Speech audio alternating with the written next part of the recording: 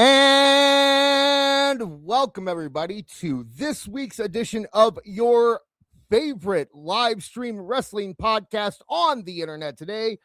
This is Tooney Talk Wrestling. And of course, I am your host, Aka Dis, aka Dis, hanging out with you tonight. Thank you so much for being patient and staying with us. We were having some issues uploading things into StreamYard, and we want to make sure that we got all the clips and intros and goodies that you have come to expect from Tooney Talk Wrestling. Speaking of which, I cannot do this show by myself, so let's bring in the panel. He's old and he's cranky in his favorite chair, yelling at the TV with a grumpy glare. If always on, he's losing his mind. Online trolls talking trash, man, he's not kind. But we love our awful, through the grumps and the growls.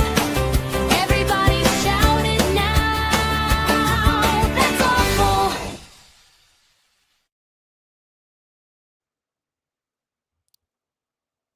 You keep going muted, unmuted. Ladies and gentlemen, Awful Wrestling.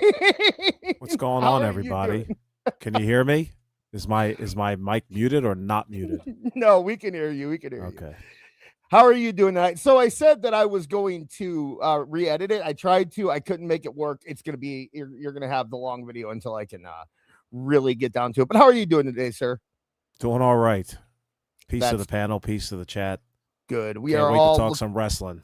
Oh, we got a lot to talk about tonight. And before we get to it, we have more people to bring in.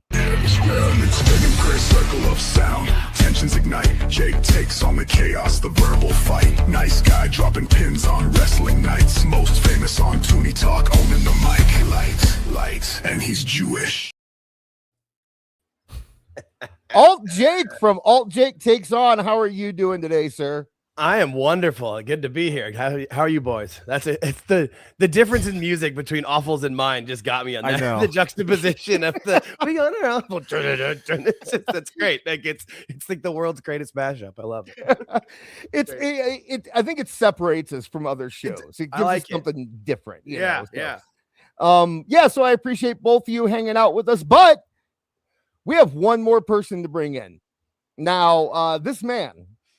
He's apparently the smartest man in on the IWC. That's what I find out tonight. That's the rumors I heard. He is the reigning and defending AEW Awful Jeopardy champion. We'll pretend that, you know what? Yeah, I'll say that. He won an opportunity to be on Tooney Talk Wrestling. That wasn't my idea, Marv. And we love him nonetheless. He gets the intro that all our guests get. I just made this rule up right now, but this is what they get. At the Red House, where black people and white people buy furniture. And Hispanic people too. Joseph J. Alexander, JJ Alexander, how are you doing tonight, sir? Oh, I'm just doing wonderful, hanging out. And, seriously? Come on. I just getting a run in by Titus Alexander too. There you go. Now we've got a new pet. Yeah, for TTW.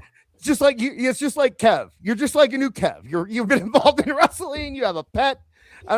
Just make your dog spin around and show its butt to the camera, and then it'll be fine. I have to have a conversation with Kev because I was going through old footage from the company that I first started with, and I'm almost positive that I have footage of Kev in one of his first matches while he was still training in a battle royal that we did.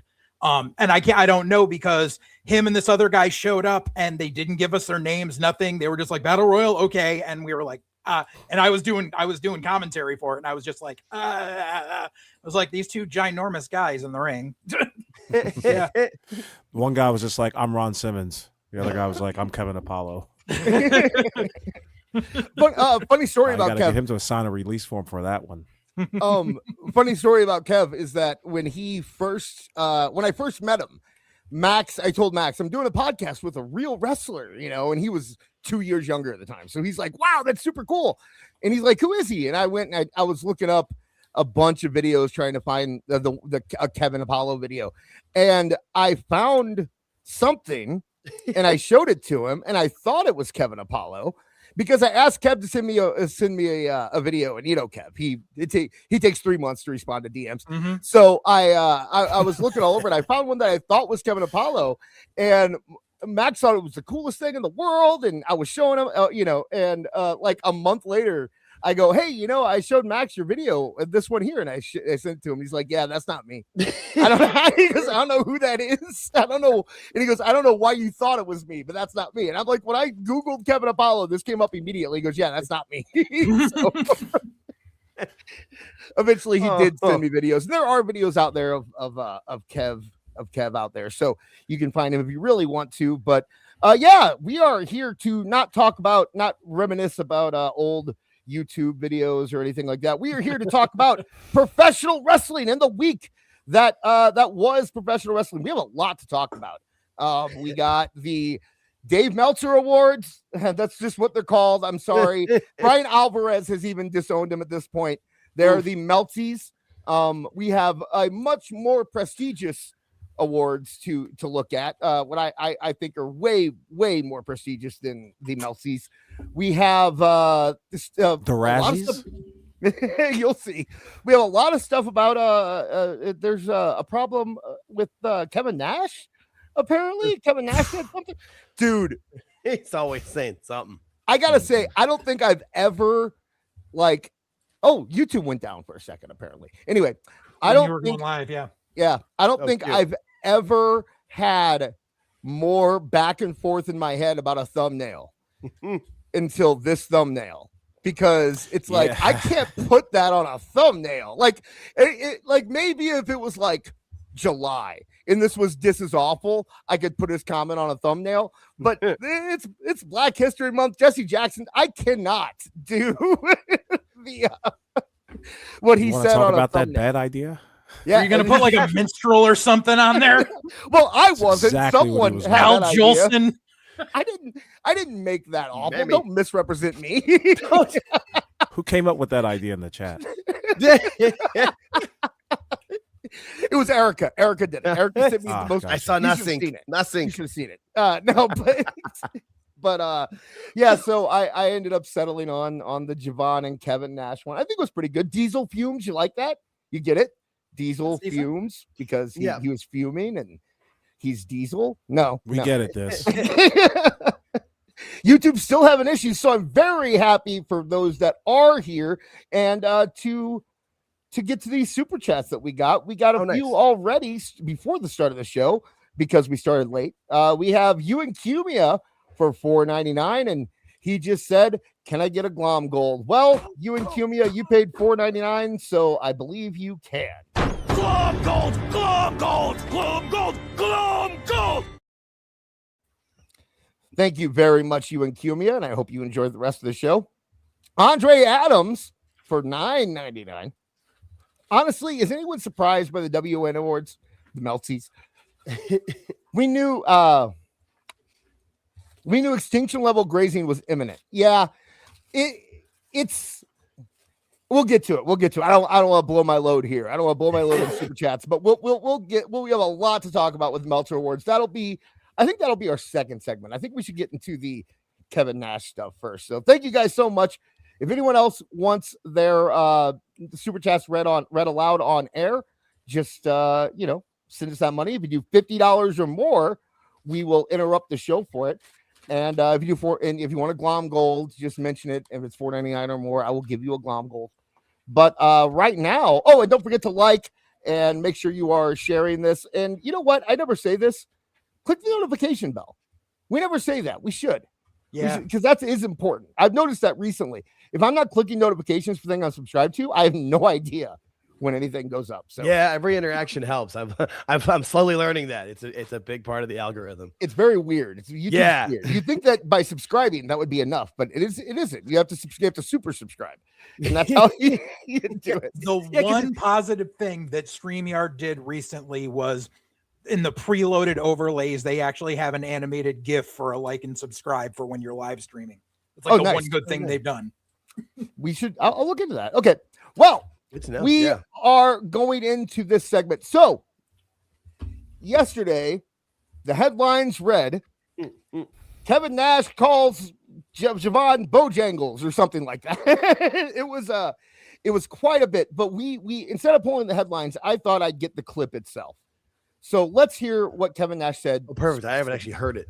Yeah, I've only seen it in writing. Let's hear it. Athlete. Kevin Nash always looks so high when he's doing this. Just like he does. He probably is. Oh, for sure. He's had like 2 gummies beforehand and smoked like just before. He's like, he's that's why Awful is smart by wearing sunglasses. You can't tell with Awful, but with Kevin Nash, you can see it. You can, and also just how he's stun locked. Listen to this. Let's go back to the very beginning. Let's listen to this pause. He's an incredible athlete. 1, 2, 3, 4. Okay, Awful. What's going through his head right now? Because you know what the next line is. So what's going through his head? At this point, he's trying to think of the most clickbaitiest, clever line that he can think of.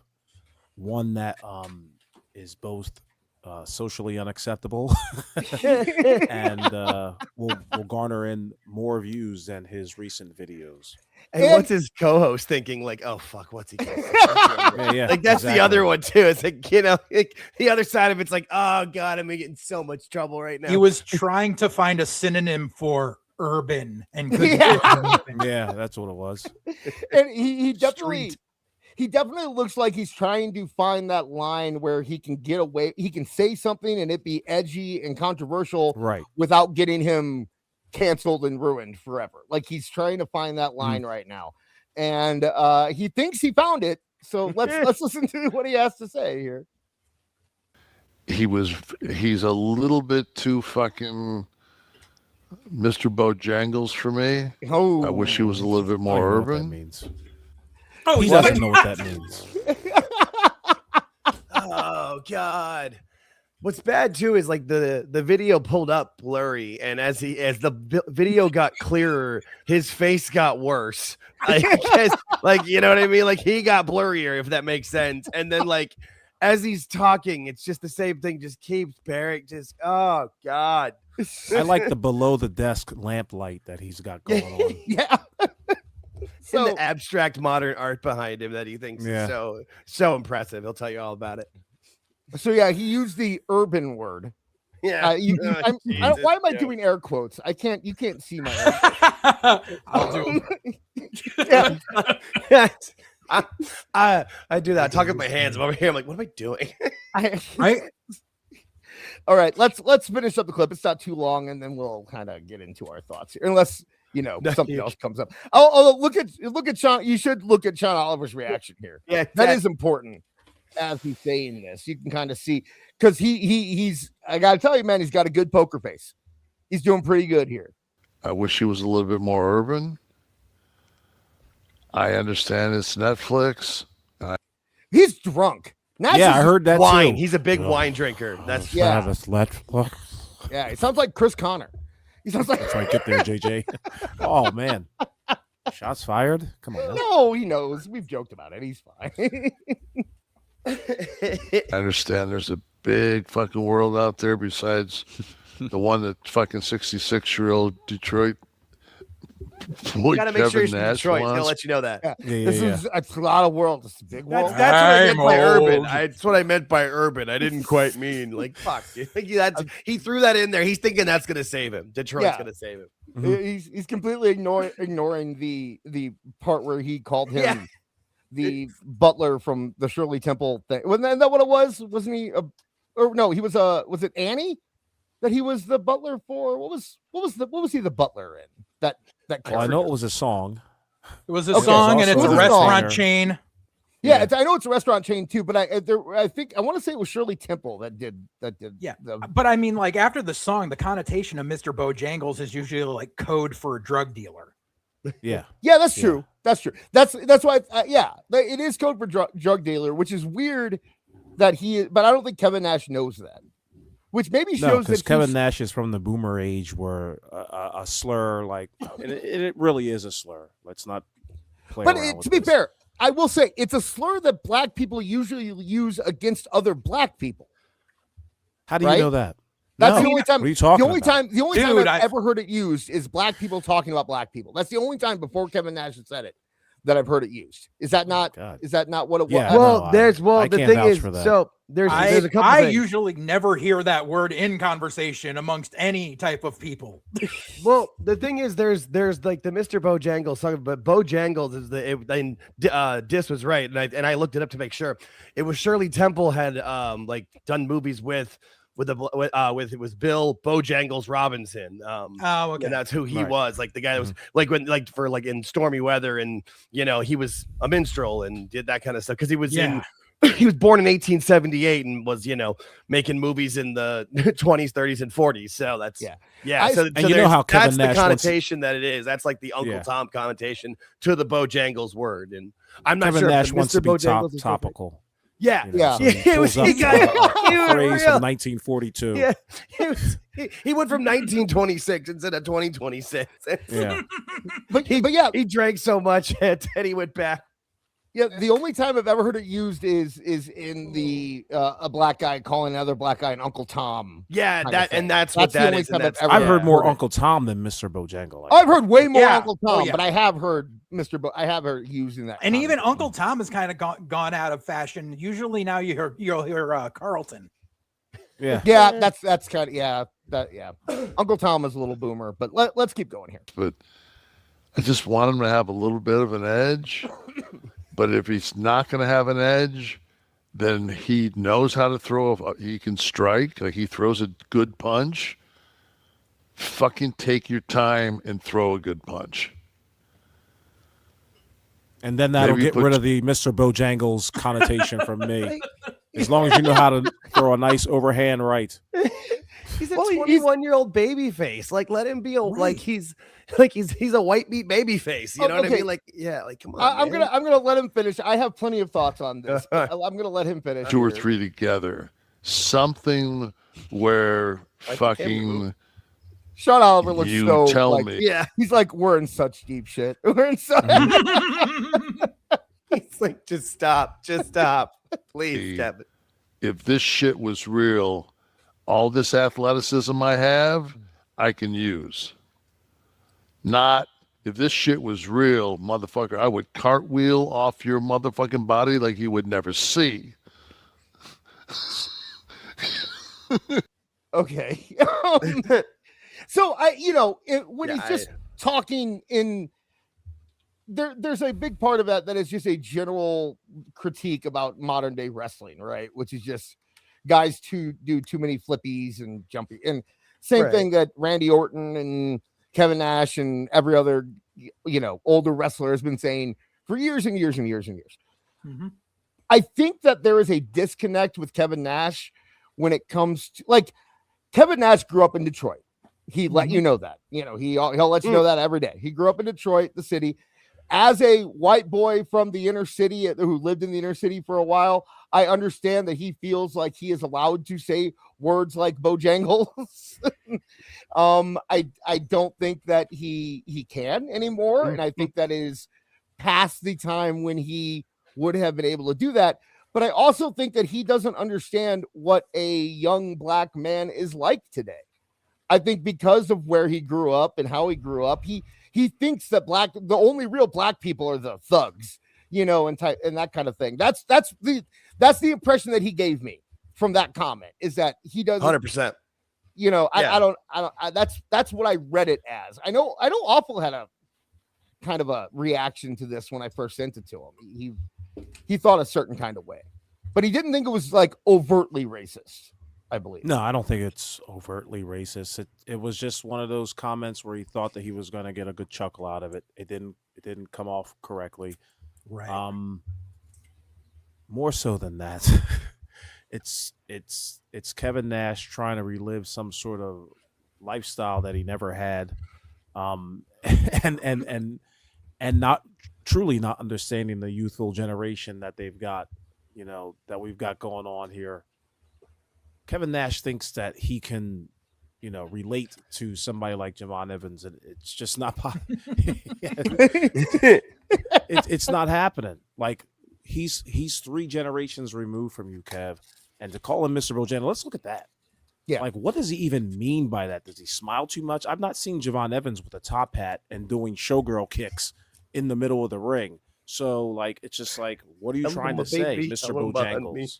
You know, yeah, I mean, yeah, no, seriously, like, like, what is this talk of, like, you know, turn of the century minstrel show talk, you know, with a guy who's clearly getting over with the crowd. No one seems to have a problem with his flippity doodah stuff, except for 66-year-old guys from Detroit, I guess. I don't know.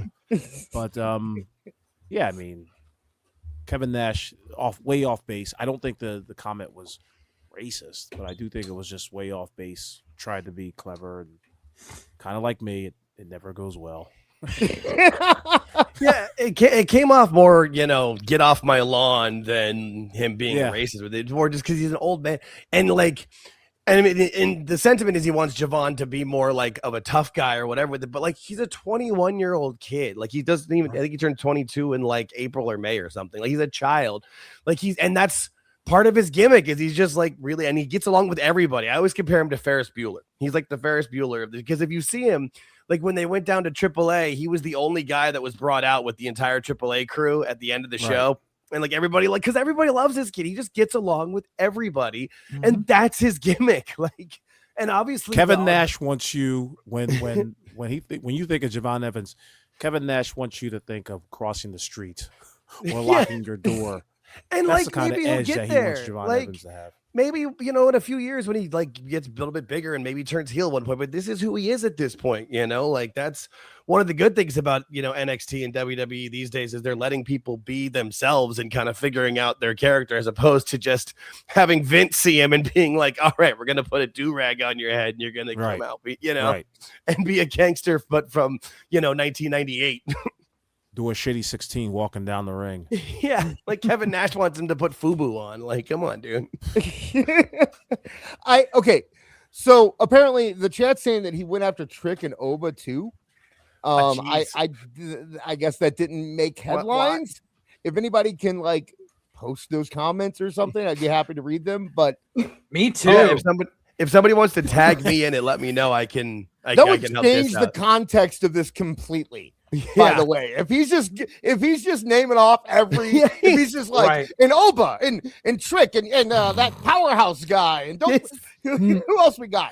Yeah, Apollo Crews. Dave do that recently? Like Mellow. Yeah, right. Just starts taking swings at people. Like, whoa. I think we kind of hit the nail on the head though. He doesn't connect to Kevin Nash not because he's not enough of a thug or something like that. It's because he's a completely different generation. And this generation is completely different than even our generation, let alone his generation. Yeah, bunch of weirdos. There is a positivity to it though, right? You look at the guys that are that become famous, and it's guys like Kai Cenat and I Show Speed. Right. And, you know, there's these guys who are Mr. Beast, who just they have this real positive attitude behind everything they do, and I think that is something that kids kind of long for now, is being more positive and upbeat. It's like the last generation really made things dark, and this is kind of the pendulum swinging the other way. And because like Javon Evans, the second he walked out on the main roster, he was immediately in every kid's top 5 immediately. Yeah. The way he grabs the camera and like noms it, you know, the way, like everything about him just connects with kids. Yeah. So the guys, like even that boy bouncy, like all of us, that's like it's goofy, but to the kids, they're like, I mean, like they love it. And even when he came out with that, like they didn't really push it hard, but he came out with like one of his shirts that came out, because he's 6'7", so it said 6'7" on it. Like, that's not for us, that's for the kids. Right, and it's and they love it. And I loved where there was somebody online who was like, if you don't understand 6'7", you don't understand black culture. Nobody understands it. That has nothing to do with black culture. That is that is kids culture. trying to make fun of their parents. That's all it is. I'm a big fan of Javon Evans' like pre-intro where the entire screen turns frosty and they got the caution tape and all that. That shit's and cool. the word collage, yeah. Yeah. Like it's But like that's his energy. It's a positive. The iShow speed comparison was great, Dis, because that's exactly what. Yeah, like all those guys. That's what that generation has. That there's something that attached to it. And that doesn't attach to everybody. There's definitely they're not followed and loved by everybody, but there's a big following for them, and that's he's doing that for wrestling, and it's great. Like how can you not? It's hard not to root for him. I think Nash just in general needs to take a step back, leave the skin color on the side. Look at him like you would look at a worker. If Nash was to get sat down and be like, compare him to when Waltman first came in, I think Nash would get like that light bulb would go off where he'd be like, yeah, maybe I'm going at this the wrong angle. Right. And That's a good point. I do think that, as Jake kind of alluded to, Javon is a guy who can grow with your fan base, right? Javon is a guy whose character can mature as your fans mature. He can actually kind of lead you into a new generation and a new style, because there's going to be, in a few years here, probably 3 or 4 years, you're going to see WWE getting edgier, getting back into, that whole, I'm not saying they're going to go full Attitude Era, but they're definitely going to get edgier because they know the cycle. And the cycle is you have attracted young fans. They're getting older, so you need to get older with them. And they'll get there. So you'll get a lot of like TNA and that kind of stuff. And Javon Evans is perfect for that because he can get edgier as the product gets edgier, as the kids get edgier. Right. It's I forgot what I was going to say. Joseph, you have something? You looked like you were going to. Well, not really. I've got something to say. Okay, awful. Good. No, I was just gonna say. You'll get it. You said not really. Awful. This is how Kevin Nash inspired Rodriguez, isn't it? Like didn't he compare her to? That's what I was going to say. Charo. There you. Yeah, exactly. Like, no, too much Charo for me. Right. Okay, that's what I was going to bring up. So I talked to somebody. You can do it with everybody. I had a conversation with somebody about this, and they brought up a good point, which is, when Kevin Nash wanted to give Raquel advice, he called her on the phone and gave her advice. He talked to her personally. A lot of the stuff, and Kevin Nash has said in the past that a lot of the stuff that he says on his podcast is a work. Well, and the person brought up the idea that if Nash wants to give actual advice to somebody, he's going to call them and he's going to do it that way. He can get a hold of anybody in WWE in 5 minutes. Kevin Nash has no problem getting someone on the phone. Yeah, but what are you going to talk? What are you going to tell Javon Evans? He might not need to tell Javon Evans anything. He might have just been doing this, like you said, awful, to get clicks, to get attention. Because Javon Evans, as you can tell by our thumbnails the past few weeks, is very clickable. People are very interested in Javon Evans right now. He is he's on trend, very topical. And considering the fact, he's in the Elimination Chamber. Right. He's the first person to enter the Elimination Chamber to be younger than the Elimination Chamber. Oh my God. Yep. Yeah. When you say it out loud, that's insane. It's insane. Yeah. No, when I went to SummerSlam 2003 for the second ever Elimination Chamber. That was before he was born in April of 2004. Jesus Christ. Yeah, that's insane. That's crazy. And his win over 2 gigantic names with Gunther and Dominic. And come on now. I can absolutely see him that also leading to him winning the Intercontinental title from Dom. Yeah, that would make sense. That's where they need to go. Yeah. Yeah. I don't know, gentlemen. How many matches will that take? 2? Should he get a rematch and then win? Because I don't like the idea of Javon going over on Dominic first match. Yeah. No. You get Dom gets his win back, and then you have the match at WrestleMania. That would be I think they need to. I don't know if Javon needs to take the title off of Dom. I think Penta needs to take the title off Dom, if anything, because that's what he's doing for a year. Then you start working. But yeah, Javon definitely, the kid, he's got nowhere to go but up. He is a generational talent, and it's a matter of he doesn't, he's over no matter what. You don't have to worry about trying to put a title on him to keep him relevant because he's going to keep doing it. I think they're just waiting for that moment where it's like, okay, now we have to turn that notch because it's starting to come down just a little bit. Now you throw a belt on. Yeah, it's a long game. Sorry, Regina. He was our guest, so I wanted to give him the opportunity. But Regina Sharp with $50. So, Regina, says, can you sub to my channel, please? Regina says, I now want Javon to lose because he's too damn young. Whippersnapper he is. Thank you so much, Regina. I actually pulled up a few things that I will have that are more easily accessible. Peter, the pumpkin eater. Do one of these. Everybody hands go up, and they stay there, and they stay there. And I will end it with this. Glove gold, glove gold, glove gold, glove gold. Thank you so much, Hell Regina Sharp. We really do appreciate your support. I will get to the rest of the super chats here, unless someone does another $50 when this segment is over. But I think we have a little bit more to go here. So we're talking about now the idea. So we've gotten onto Dom at this point and who should beat Dom. So you don't think that Javon needs a title, and I get that. But at the same time, I don't know, Penta with the title. I like Penta, but I think he's almost more fitted for the not in terms of the fact that it's just because he's Mexican, right?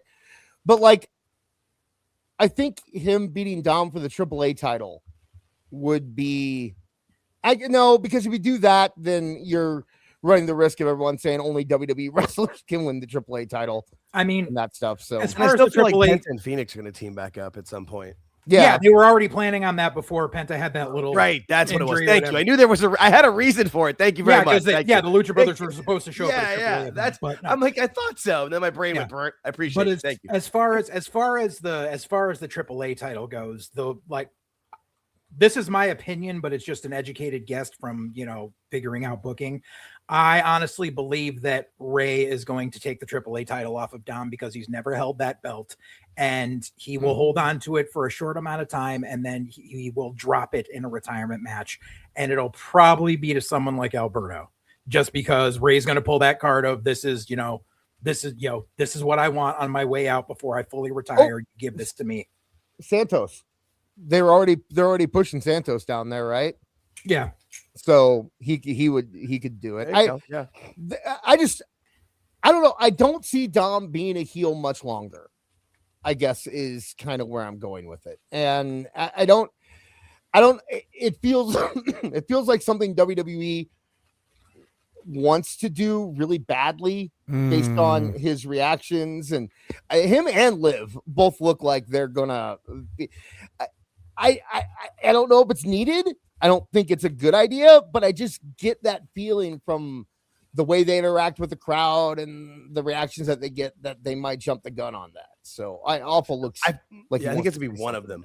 Yeah, Awful, you hold on to Dom's heel run for as long as you can. You bleed that fucker dry because he's doing great. It doesn't really matter if the crowd, cheers or boos him. Let him keep doing heel work for a little while longer. Because right now they don't have too many good heels. Dominic's one of them. The only thing I'm worried about is that and I'll give it over to you, JJ, in a second. The only thing I'm worried about is that I don't want them to do a retirement match with Gunther and Rey Mysterio, and it seems like that's the only logical way they can go with this Gunther Dragon Lee stuff. No. Where else can they go? I mean, what else can Gunther and Dragon Lee lead to? I think you're going to get something in that matter. I think you're going to get AJ appearing as Dragon Lee's corner man to try to build Dragon Lee up to try to beat Gunther, but he's never going to quite make it there. But that's just that they're kind of treading water with Gunther right now to keep him out of the title picture because they're sticking with this career killer thing right now, and I mean, they're still protecting him. You know, it's if he loses, he's not. You know, if he loses, it's in a 3-way where he's not getting pinned. There's very few people that can say they pinned him on TV, and they want to keep it that way. It's just like Asuka. Asuka is still protected to this day if you look at the track record. Yeah, I don't see where they can take the Gunther without, because my whole thought last night, I just had a flash where Gunther and Ray at WrestleMania, and then Dominic comes in and says, "I'm the one that's going to retire my dad," and they kind of do a Eddie Guerrero half heel, half face thing with Dom for a while. That kind of seems like where it's going, and you need to get the title off of Dom before you do that. Because he hasn't had a defense since winning it in November. And he hasn't had a storyline, But I mean, like, we go back to Javon. Javon's not in a storyline. Jake, who would you feud Javon with right now? Right, he's got to be right. Yes. Or like maybe Rusev. Like somebody that he's got to beat. Like, I like Rusev. No, I like that pairing. I think that should be too, like, Javon would be an easy feud early on for him. But I like the idea of Javon beating Dominic for the Intercontinental title at Mania. And then that can be what kind of slowly turns Dom to go babyface. But I mean, that's what, mid-April? And then from there, he slowly turns. And then I think the easiest way to turn, I don't know if they're going to turn Dom and Liv. I think just one of them cheats on the other, and the one who's cheated on turns babyface kind of easily. And I can see that. Dom loses the Intercontinental title.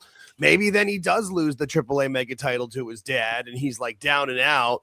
And then he tries to go to Liv, and she's cheating on him, and then dad's there for him, and they can, team back up or whatever. And then, but Liv is getting just as good a reactions now as Dom does.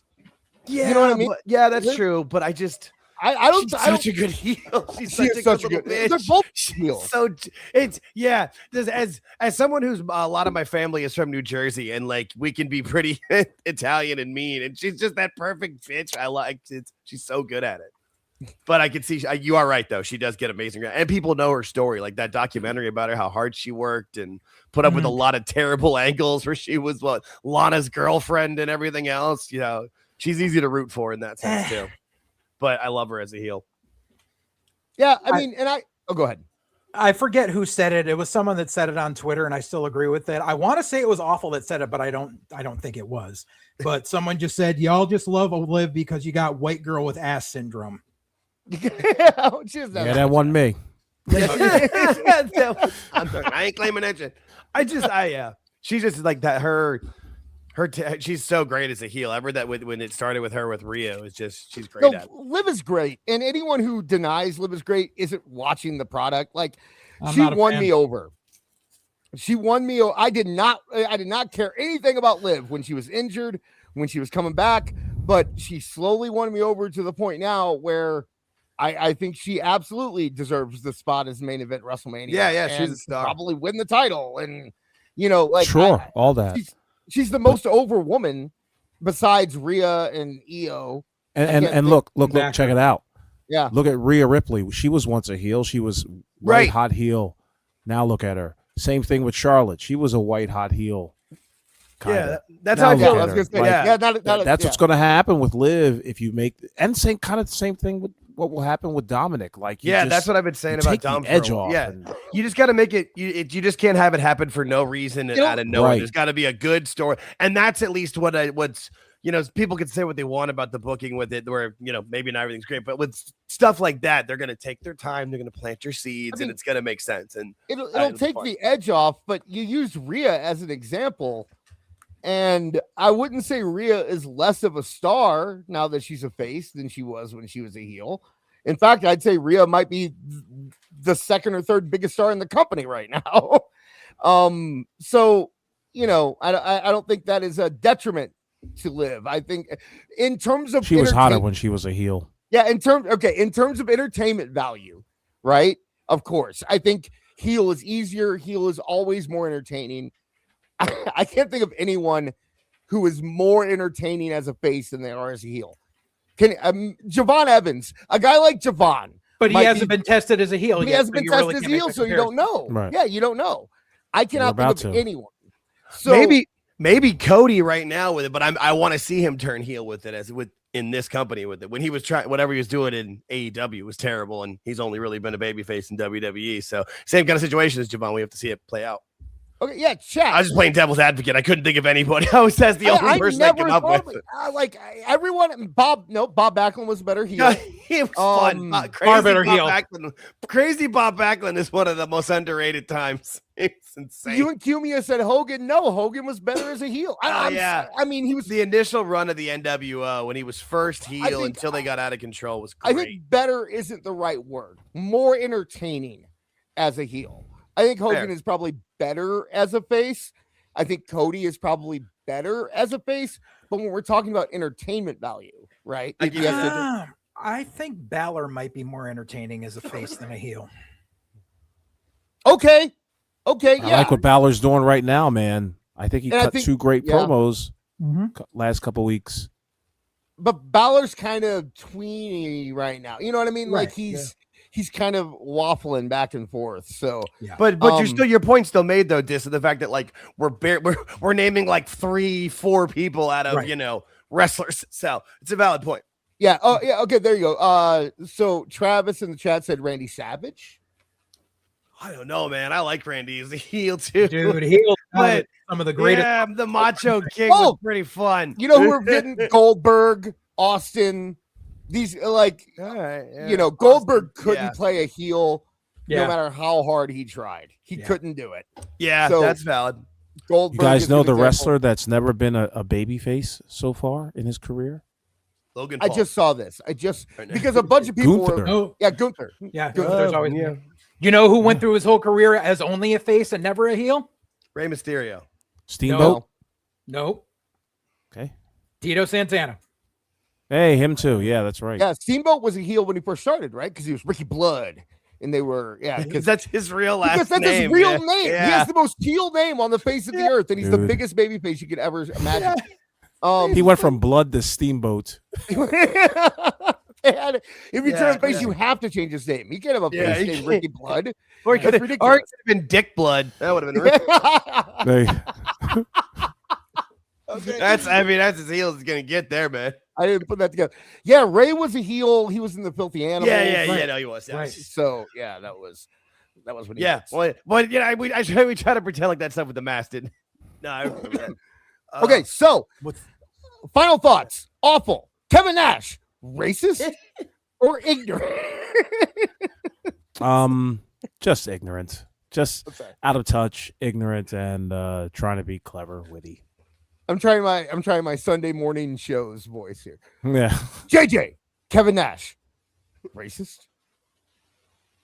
No. I'm not going to say the last part. No. Just drunk. Drunk. There you go. Jake, I know you're going to say no, right? No, I'm going to combine the two. He was a drunken old man. Yeah. Okay, there you go. That's get off my damn lawn. That scene from El Torino. Hey, Dragon Lady, get me another one of these. Dragon Lady. All right. Yeah. So we got some more super chats to get to. Let me pull them up. Regina Sharp with another $10 said, "Sorry I'm late. My sister got a new car and I had to rub it in. Show it off." So let's get that here. Where'd it go? Glum gold, glum gold, glum gold, glum gold. Jake, always has been, always is, always will be. Thank you, Regina. Gold, glum gold, glum gold, glum gold. Oh, it scared me. I gave her an extra one because no, I just came out of nowhere. The timing of it, I was just. She deserves it. Thank you, Regina Sharp. Let me get to the Last Call podcast with Chris Connor. If Kevin Nash hates Javon Evans' gimmick, he will hate Awful's intro. Okay. Probably want it to be more like a real edgy angle, like man, Chris, you're on fire tonight. Yeah, that's good. That was a good super chat. I appreciate when you pop this. It's a good night for you. It's a good, yeah. You know, you popped me in terms of I thought it was funny. You didn't pop me. Don't think you're like that. I didn't do that. Nobody thought anything like that. This is a wrestling show. You fucking pervert. We know where Dis's head's at. Jesus. Hey, Yeah, I just my goodness. I want to clear the air. I don't want people thinking I'm over here doing crazy stuff. You know what, Awful? He's old and he's cranky in his favorite chair, yelling at the TV with that grumpy glare. If always on, he's losing his mind. Online trolls talking trash, man, he's not kind. But we love our awful through the grumps and the growls. Everybody shout it now. That's awful. I'm I just like gonna be like my- Marv now, and I'm just going to show all the things that I make over and over again so that you all. I'm proud of this, damn it. I am proud of it. And I'm going to show I like it my off. little football fake out where I hold Yeah, it you with like my that, where you left and throw it throw to it the with the side? right. Yeah. Yeah, shit. I did that. Well, it didn't interpret my prompt the way it was. I said that I wanted you to. I was picturing you throwing it, but then doing the thing where you drop it behind your back and then act like you finished the throw. You know what I'm talking about? The old tell you the what, old uncle If you football write throw. prompts like you read super chats, AI's in trouble. I am great at prompts, sir. Hey, we got another super chat. Let me get to that before we move on here. You and Q me up for $1.99. Nash isn't over his son. That is very true. Yeah, that is true. And apparently, way to bring down the room. yeah, I don't, there, I don't know. I can't. I will also It's a say valid that point. as an Yes, update, it's nonetheless true. as an update, apparently Kevin Nash did apologize on Twitter for the Bojangles comment. So Why did he feel he had to do that? because people wouldn't shut up about it. I made a big because I made a thumbnail on Tooney Talk Wrestling. He heard us. We were talking about it. He saw you. He was like, "Oh, I can't." Oh, I have fuck. to-" Yeah. He's like, the only thing was the Bojangles. Okay, I'll take care of that. So we have a new topic, another topic to talk about, and it's a big one, ladies and gentlemen. The Dave Meltzer Awards came out. So these are the Wrestling Observer Awards. Now, I'm gonna have to blow the screen up, so I won't be able to read the chat. So Jake, keep it out in the chat. If there's anything that you think is relevant, we will. I can start. We're good. Yeah, we will start check for it you. out. Yeah. But yeah, because there's a lot of them. There's a lot of them. I'm so glad I just read it. I just went and refilled my drink. I had time that well. Oh boy. So Let's see what we got here. We'll just start at the beginning, or we'll start at the bottom. Worst television show, NXT. Of course it is. I mean, that's what that's what they were gonna say. It doesn't. Although I'm surprised they didn't say Impact. Right. That hasn't been on long enough. They only just it will be next year because Impact was on last year. Impact was Right. on It last was. I know, but that wasn't competition. Now it's gonna be since on AMC. They're really gonna care. They didn't. I mean, it was on Access TV. Nobody cared about it then. I'm gonna throw a little theory out here. I'm gonna throw a theory. It might. You guys are gonna think it's crazy. I think these awards might be a little biased. That's all I'm gonna say. I mean, I know. I mean, you got to pay $14.99 a month to participate in them. Yeah. Next, you're going to tell me they fudge the numbers that there's. No, I don't think they do. I was looking at the numbers of votes. They seem much lower this year. When were they ever high though? I thought I saw something with it where it's in the thousands, and I'm like, there's no way that it's got to be hundreds at this point at most. I mean, the highest I saw was like for like Wrestler of the Year, like the one who got the #1 vote was like 900 votes or something. Yeah. Okay. I don't know what I saw then because I was trying to stay away from it. I thought I saw something that said like 5,400 votes. There were times where they were getting like 5,000 votes or like a lot of votes for the Wrestling Observer Awards, and that's why it's in the past it has been more varied. You got things like WWE is the Promotion of the Year, and you got things like Triple H is the Booker of the Year. But when you're down to what they're down to now, which looks like 1,000, maybe like 1,200, maybe rivaling cage match numbers. Yeah, you're talking about it's the same people because it's the same people, right? And the thing is the people that get to vote on the Observer Awards, like it's current subscribers and it's also like past like affiliates. Like if you ever wrote an article for Dave or something, like he still sends you a ballot. Cause I know like Brian Last still gets a ballot every year. He never fills it out, but he gets one. So it used to be more of the voters were people who were associated with at least writing articles and things like that. Now it's just basement goblins. That's all it is across the board. Yeah. So you have worst television show NXT, worst gimmick heel John Cena. I mean, okay, I guess. I mean, the NXT one. I mean, as somebody the NXT one is ridiculous. That's ridiculous. It's the worst WWE show. Well, yeah, but I mean worse than a point with it. But I watch it like for me, it's the most fun show every week. Like it's not the best, but you're watching people learn and grow and figure it out. Like it's watching college sports and trying to compare it to pro. Like it's not. You're not gonna tell me collisions. You're not gonna tell me collisions better. I'll tell you that. Yeah, really. That's all I gotta say. The most unbalanced WWE show. Like their highs are very high, but they go from high to low very quickly. So it's but okay. Like worst, I don't know if I'd even call heel John Cena a gimmick. I think it's kind of a cop out, but okay, fine. How is heel John Cena as worst gimmick, but not hologram? Right. Oh, hologram is so heel John Cena sold out arenas. Right. Yeah. What about heel Moxley? How well did that do? Yeah, how about El Clon or whatever his name is? El Clon. Yeah. So I get told every week that I say it wrong when I say El Clone. So I decided to say El Clon this week. I thought it was. I definitely thought it was El Clown. El Clone. Clone. Oh no, that's the Booker. The Booker's the clown. So George in the chat said in the 90s, yeah, they were more like it was easily over 5K when he was the subscriber and he was voted back in the 90s. Yeah, you were right about the numbers. Hey, Jake. You can't just highlight your friends. I was just trying to help you give you numbers. I was backing your numbers up. You're the one who gave me the 5K. I'm just messing with you. Fair. That's fair. No, yeah. As someone who like lives around Spanish speakers, though, like it's kidding me. El Clon is how they would say it. Like, but not like I don't know why they're trying to be so with it. best gimmick, of course, Timeless Tony Storm, the gimmick that wore out welcome about a year and a half ago. Yeah. When it was at least a year. Whenever she had the amnesia and came back from that, it was which was Grand Slam last year. From that point, it like murdered the shark. It didn't jump anything. It leapt into the shark and chopped it in half. Well, you know what? Why don't we say what we would have said for this? So like worst television show, I think we all agree would probably be Collision. Has to be, right? Like we not counting Ring of Honor? You can't count Ring of Honor. It's not on TV. It according to the voting here, it was voted on as a television show in these awards. God. That's why I'm saying. Really? Oh wow. Really? Okay. Yeah. Okay. Yeah. Wait. When did Lunacy start? A year ago. Then obviously Lunacy would be the worst television show.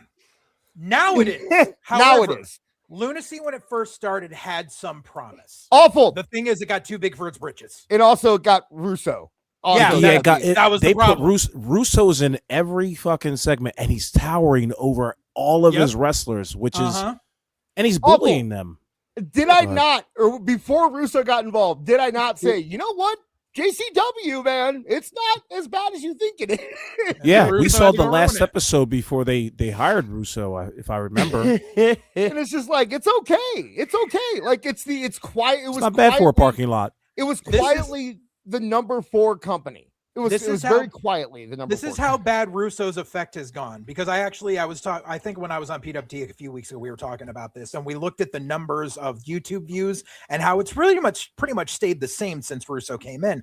However, like you could look at JCW's houses, and no matter where they go, they draw a house. It's the beauty of the Juggalo culture. You're gonna get a packed house. The houses started coming down to the part where this past weekend, they just did 3 Lunacy tapings in Detroit. All of them were free admission. Detroit? Oh, no. Detroit. Yeah, exactly. Yeah. That's well, the Juggalo, that's a home game, dude. That's a home game. No, right. I get it. But that's an easy sellout. That's Yeah. an easy sellout. But because the interest is waning, they're just like free admission. Right. Because Juggalos want Insane Clown Posse. They don't want Vince Russo. Yeah. Right. They Nobody want wants Vince Russo. you know, they just want Nobody does. No. crazy, insane, weird stuff that they can, you know, just worship Insane Clown Posse around. That's all they want. What other just storyline is there? I mean, listen. JCW. Oh, and JCW, aside you got Vince Russo. You got coke addicts. You got there's a CTE storyline going on. Oh, good. There's a girl the guy doing the Mr. Gimmick thing. Yeah. Where he there's a comes girl out with every week. big butt. Somebody's gonna have a miscarriage or something. Vince was he was big on those. Maybe I'll go and pull some clips so we can watch some JCW next week. The problem is, enjoy that. The problem is every angle either involves Russo or it involves Vito, who is Russo's second hand. And Vito's actually not that bad. Vito's doing all right for being a guy his age, still in shape, still can cut a promo. I can't knock Vito. I respect the hustle. I respect the hustle too. Exactly. It's just, Vito's the new Oklahoma. Okay, so worst television show, we're pretty much saying Collision. Ferrara. Worst gimmick. Okay, so what is the worst gimmick from last year? For me, it's Moxley and the Death Riders, hands down. Like, that was just unwatchable garbage for me. Orange Cassidy. Wasn't he hurt for a lot of the year, though? I mean, it doesn't matter. If he showed up. Yeah, that's fair. If he showed up once, it was enough. No, I'd go hologram. Especially considering how much of a push he got and how I would go with the Callis family in general. It's 45 guys who have nothing to do with each other that are just there as a stable. And they're led by someone who is just full of himself and loves being on TV. Yeah. Worst promotion, the head scar. Oh, best gimmick, timeless Tony Storm. No. I mean, gimmick. Okay, you're talking gimmick, so you can't say like Dom, right? It has to be gimmick. It's not timeless Tony Storm. I can tell you that. I wouldn't even say timeless Tony Storm is the best gimmick in AEW. Right. Obafemi? That's what I was gonna say. Obafemi. Right? That's a gimmick. Yeah, it's a gimmick. Terrible gimmick. Oh, JJ with the hot take. Timu Umbaku. I hate it. I hate the fake accent. I hate the fake fur. I hate so much about that kid. And I was getting shoved down our throats. You know what? Whoa. We're talking gimmick. I'm going to say El Grande Americano. Yes, there you go. Yeah, that's a good one. That's a good answer. I know there's like a top 4 or 5 with the Mr. Iguana from Observer Awards. This is good. Mr. Iguana over like MF. Yeah, like him or not, Joe Hendry. Like him or not, these are guys that use a actual gimmick, not just I'm a dude. And everybody we've named sold merch. How much merch is Timeless Tony Storm really selling? I mean, there's none at the booth to be sold. Right. Yeah, exactly. Right. I was say, apparently, AEW doesn't fill their booth. Who cares? Yeah, I swear WWE, it's like, I've been to 3 WWE shows in the last 18 months, and every time you walk past merch, no matter if it's in the middle of the show, the end, or the line, there's people buying, they're just burning through stuff. So, worst promotion of the year, WWE. I mean, I can't say Ring of Honor because I haven't watched Ring of Honor, but it's not its own promotion. It's AEW. It's AEW Junior, right? Right, yeah. AEW is clearly worse than WWE. Even if I will say that WWE was having a down year and a lot of the John Cena stuff wasn't very good. But to say that AEW had a better year when they were doing the Death Riders storyline all year. And the word is promotion. Like, they're promoting what? What have they gotten? Like, where if they haven't made anything, they promote. Like, just I would honestly say, as far as box office, like interest, buzz, yada yada, worst promotion of 2025 would be the NWA. See, now that's an answer I could go with. I could see that being an argument. Look, didn't they show growth though? Didn't they grow from where they were in 2024? No, I thought their low was in 2024, and they kind of went up a little bit last year. But it might be wrong. I can't speak growth would mean that we heard something about them. Right. Yeah, that's true. Well, I didn't hear anything about them in 2024. I think there's an argument to be made for New Japan, considering as worst promotion. Okay. Considering how they got all their talent stolen and they had to rely on people who weren't probably relevant enough to rely on, and then had to give their championship to someone who was in another company, and their business went way down. And there's definitely an argument to be made for New Japan. I'll tell you what, though, there isn't an argument to be made about WWE unless you're only thinking about how evil they are, right? Like, that's the only way you can say. Now, they did say worst feud of the year was Anthony Bowens versus Max Caster, which it was bad. That happened? Yeah. I could probably name worse WWE feuds than Anthony Bowens. Awful. What's your worst feud of the year? The Death Riders. Oh, yeah. Death Riders versus everybody. Yeah. Everybody, yeah. And or like the Moxley and Adam Page, if you want me to name a specific feud out of it, those two and All In and Wolf. Yeah. Yeah, you know what? I'm kind of with you on the Death Riders. I think I can't. Death Riders are so overwhelmingly terrible that they should have swept any regular. Like, first off, can we talk about how ridiculous it is that they want to be considered a legitimate award show and they have worst awards? Can we talk about how ridiculous that is first before we continue moving on? Yeah, you can't be the Oscars and the Razzies. You have to be one or the other. Yeah, what were you saying, Awful? It's not tribalism to have worst feud of the year, worst promotion of the year, worst exactly. Gimmick. Man's only been doing it for what, 40 years? Especially when Dave Meltzer wants to talk a big game about how he hates tribalism and doesn't want to, I mean, we listen to Dave Meltzer talk about that all the time on this show. Always about how he doesn't support tribalism and tribalism on the internet's ridiculous.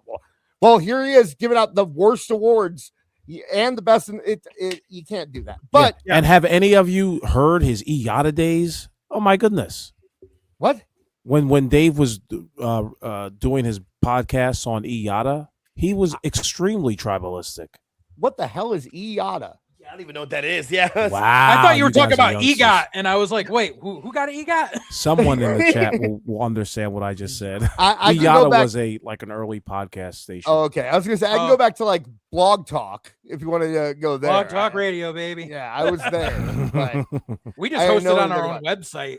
Yeah, that's what we did too. Internet radio. Yep. Oh man, did you have to do the whole thing where you like had to pay a service and set up the street? Like it was ridiculous. Well, we would do a weekly show for our wrestling promotion, and we just based it off that. And then on the side, we made a separate website. It was radiodefiant.com, and it just hosted like a whole bunch of different podcasts and stuff that like all of us were contributing to. But that was 2010, so. Yeah, but worst feud of the year. I think Mercedes Tony Storm probably should be in that conversation. Where they kissed and then she ate a steak, and then that was a pork chop. It wasn't a steak. True. She tried to say it was like no. My vote for that would be JCW versus GCW. Oh yeah, that was dumb. It was terrible. I said I right off the bat I spoke a big game about being able to name WWE ones that were worse, but I can't think of any WWE ones that were worse than Death Riders versus that's the I'm like not there's stuff that wasn't good for sure, but worse than that's no. And like the Death Riders, they took over like the old Jericho vortex. They just sucked in as many different things and made them all bad. Sammy Gunther wasn't last year, was it?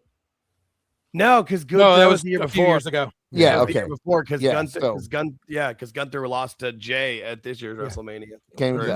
Worst match of the year: John Cena versus Cody Rhodes. This is something that even like Dave Meltzer and Brian Alvarez are like, no, it wasn't the worst match of the year.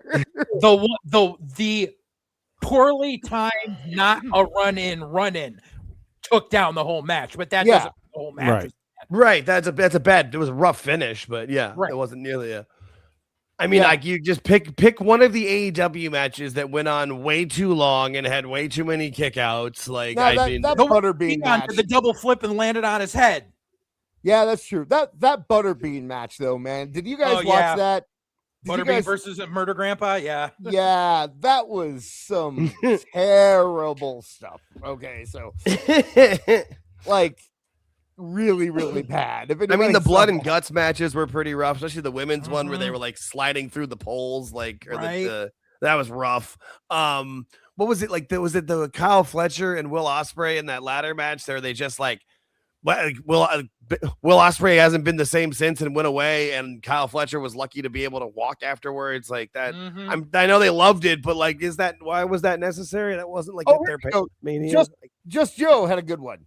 Worst feud: R-Truth, Ron Killings versus heel John Cena. Okay, I might give you that one. I might give you that one. Got a lot of engagement online. People say, you know what I mean? Like that's the name of the game. It wasn't supposed to be a 5-star match. It was, but it was a good match. But they did have a good match, right? I was there when Truth cut his hair. We were all like, "Whoa, that was crazy!" I was what in about the match where freaking what's his name, Kota Ibushi snapped his freaking femur. I forgot it against Josh Alexander. Yeah, right. He picked him up and whoop. Oh God, that did. And I mean, really, any of the ultra violent AEW. Yes, that's Yeah, that's why I went with the Ospreay and Fletcher one. That was the one that I remember for whatever reason of just being like, why? And people were like, "Oh God, it was the greatest thing ever." For like when it wasn't the main event, like wasn't for a title. There was no reason. Like I don't need any of that. You and Cumi in the chat said, "I miss Marvin sitting in on Tony Scrums." I'm sorry, but and getting drunk. But no one involved in the show misses that. Awful, do you miss that?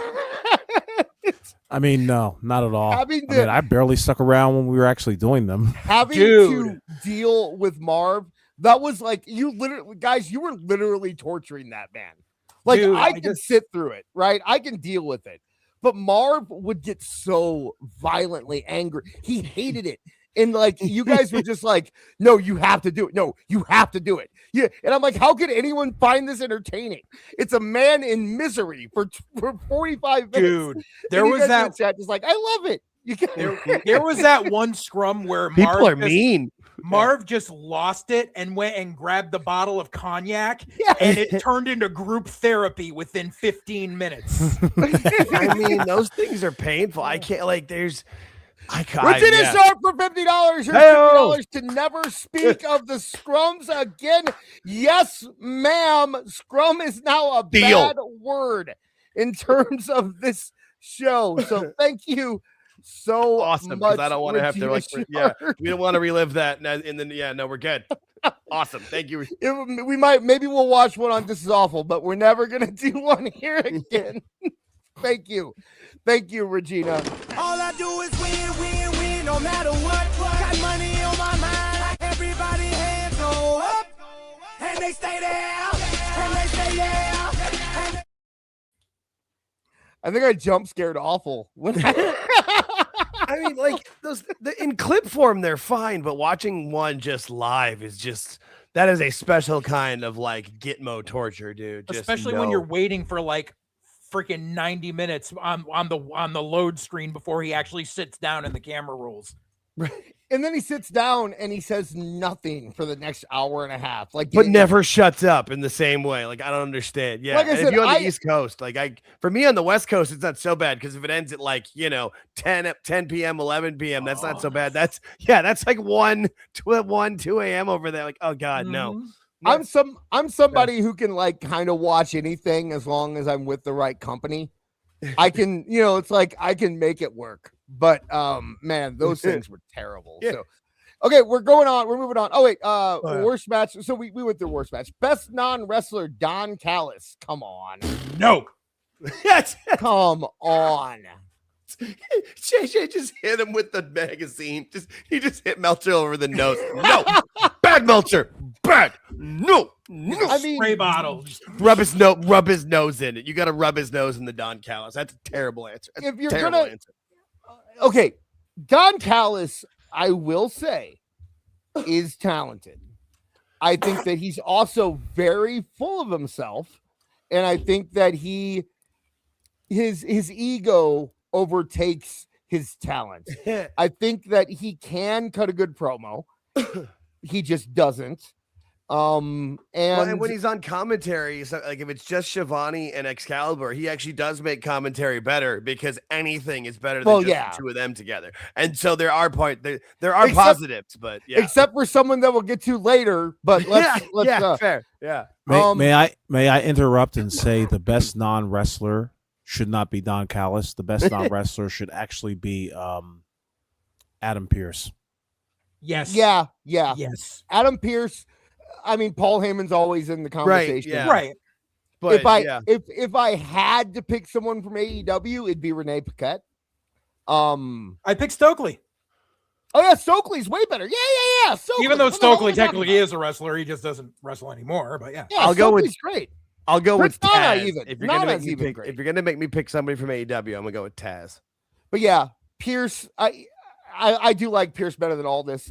You'd have to kind of go between those two, and I do like Pierce better than Aldis. No, yeah, and the stuff with Pierce and Heyman the last couple of weeks has been fantastic. They're great. Oh yeah, no, Adam Pearce is very underrated, and they finally let him started to really like shine the last couple of years. I'm really happy that answer because he can shine. He's a good guy too. Yeah, I've told the story about the interview with him, right? I've told that story, right? When I interviewed him. Sounds familiar. Yeah. Yeah, he didn't have to come up and shake my hand before the show, but he found me and he shook my hand and he did, like that's the kind of guy that Adam Pearce is. And I like class Adam act. Pearce. Yeah, Classy he guy, seems that way. deserves what he's getting, and I love that he's in the game. I'm sure that means a lot to him. Yeah. Oh, did you see the thing? Like they picked the robe that his mom made for him, like the robe that he's in. Like great. like and like how proud he is of that, and like that's if you don't think that's cool, like I got nothing for you. Yeah, man. so awesome. we're He's unanimous, the nicest right? guy. It's Yes. Adam Pearce. That's I'll give you that. I mean, like you said, Heyman's always in the conversation. I know that the Wrestling Observer Awards have like a top 3 or 4. So yeah, I'm good with Pearce and then Heyman behind it. That's perfect. Yeah, see? I know I picked good. that's great. That's a good. Yeah, good job, Awful. We Definitely like not Ava either. Yeah, or Ava. Yeah. Yeah. Why isn't there a worse non-wrestler of the year? Anyway, Yeah. rookie of the year, that guy, Siri Yamamoka. I had that last week. that It's a pretty guy? good. Yamawaka. That's how you say it, right? Siri I don't know. Yamawaka. It's served with duck sauce. Sure. That might Hot mustard, Ralph. Hot Some mustard. shark There you fin go. soup. he and or she may be the Monkey's worst brains, though rookie of the popular in year. Cantonese cuisine, are not often to be found in Washington, D.C. Cute monkey brains. No, I got nothing, man. I got That might be the rookie of the year. Javon. But Well, no, because Javon, Javon was on really. NXT. Javon was on NXT and he wrestled Yeah, so it before. can't count. Yeah, he did. Can I it know still a be couple Bad of Bunny? players. No. No, that was 2 years You put in ago. Jelly Roll.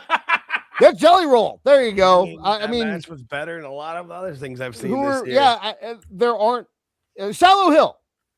There you go. Yes. That's a good answer. Shallow Hill. That's That's a good answer. because that kid's gonna make a lot of money for people someday. Shallow Hill, right? Or there. even, That's- I mean, I don't know if you want to really count them because they're obviously on the indies, but as far as rookie on TV, I would say from Evolve, either Sean Legacy or the guys in Swipe Right. yeah, that's Swipe Right kid, the kid that looks like Zachary Ty Bryan. They're from around here. Yeah. That's, You know what I'm talking? The one with the butt cut. He's really yes, good. yeah. No, they're those kids can bump, man. Those Uh-huh. kids are really good. We got Kendall Gray in the chat. Yeah. Yeah, that's what I was trying to think of. Some of the newer people at NXT. Kendall Gray's a good answer. She's done. Is pretty Leon well for herself. Slater? Leon Slater's not a rookie. I mean, right? No, he he's should been be working for his since he was age, but he's 14. been, yeah, Yeah. exactly. And I mean, there's a like I always count rookie of like getting on like actually like NXT is probably where like rookie would be, or I mean AEW debuts people too, I guess with it, but Or 'cause, yeah, celebrity. Or Yeah. celebrity. Yeah, because I thought Leon Slater was he was on TV before last year, wasn't he? Yeah. Oh yeah. because he's been on so- TNA, and he's either 6 months younger than or 6 months older than Javon Evans. They're basically Yeah. the same. age. They're blood brothers, man. Yeah, those two yeah, are going right, to be. yeah, yes. That's it. That Leon Slater is the Randy Orton to Javon Evans is John Cena. Like Right. their careers are parallel. If Yeah. And they, you will hear about them forever together. if they scoop up Leon from TNA into WWE, you can see the two. You can see the Leon and Javon. Oh, like, yeah. like this generation's rockers. Mhm. Like Mhm. they'll be Oh, that Cartwheel. older and that. And Jack But Kevin Cartwheel. Nash- hell Yeah, yeah. Jack Cartwheel. Yeah. I forgot Kevin about Nash will wish they had been demolition. him. No, he will not. He will wish they were Smoke Doom. He'll wish they were Doom. Doom. Yeah, right. Harlem Heat. Harlem. Oh, da-da-da-da-da-da. All right, Anyway. most disgusting promotional tactic of God. the year. Ugh. WWE bringing back Brock Lesnar. No. For what?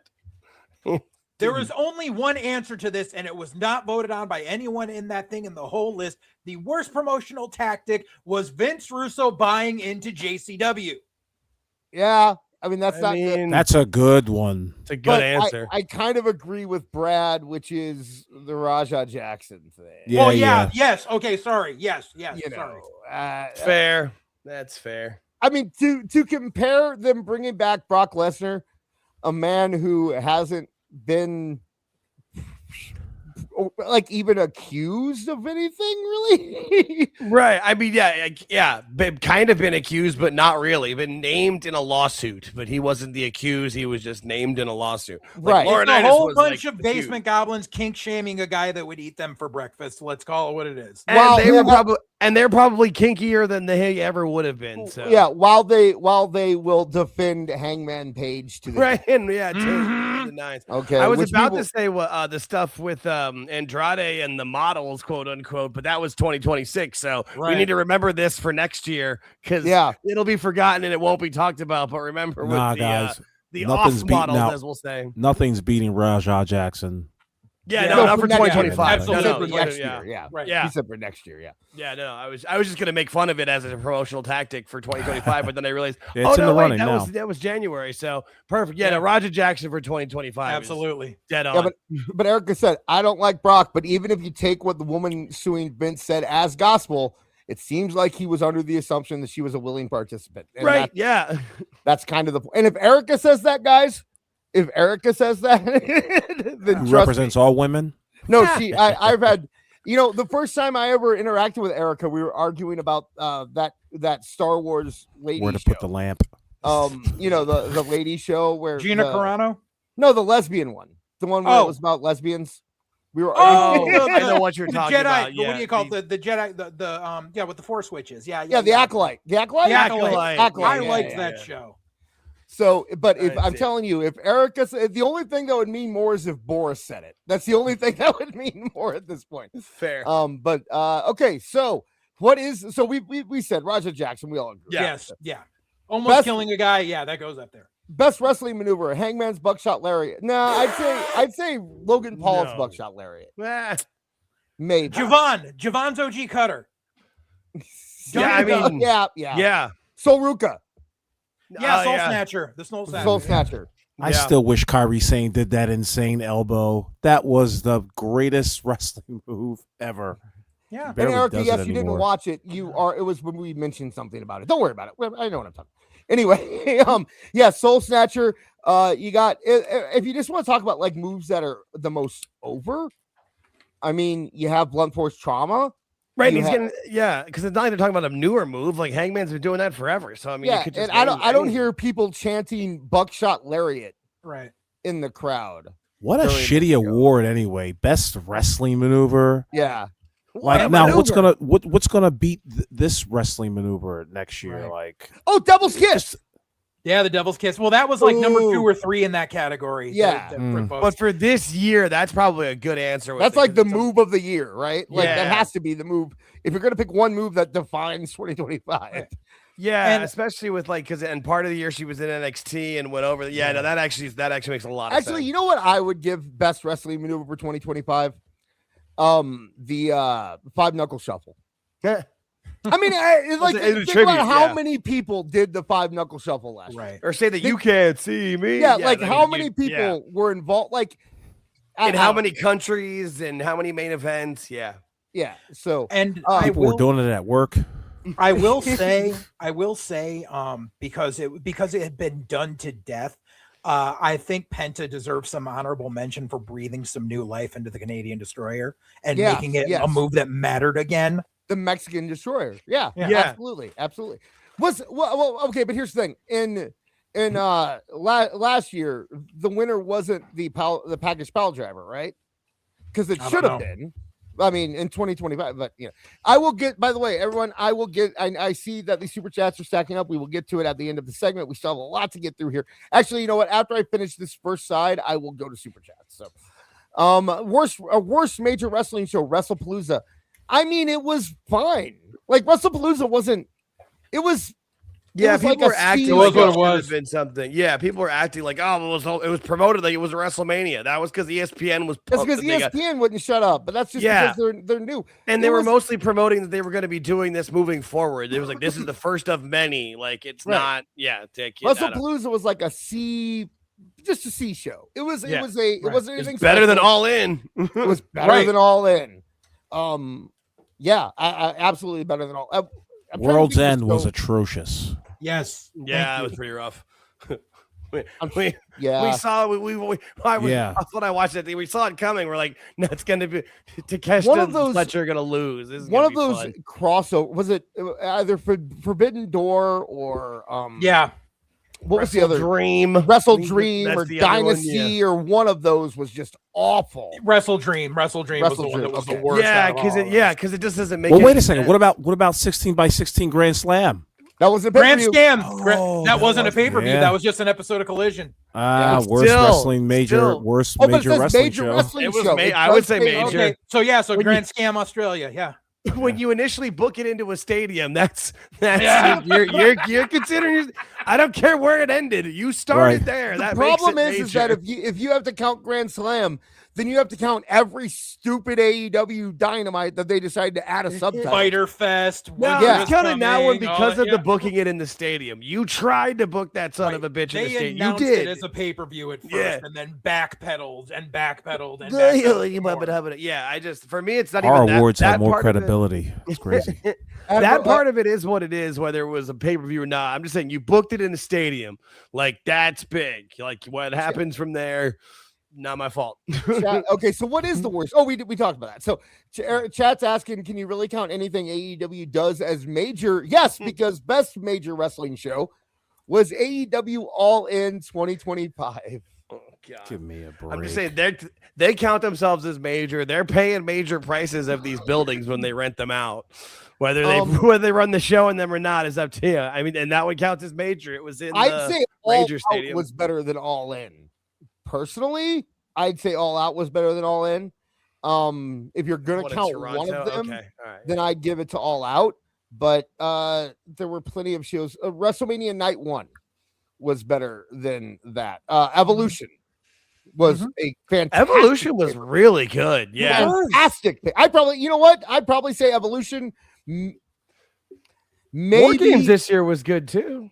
Yeah, War Games was good. War Games were good. The Dominic match. I think I'm kind of because I went to Backlash. I think I'm a little biased, but I think Backlash was the height of the John Cena heel run. It's the only match that he had where it like really was good and working with his match against John Cena.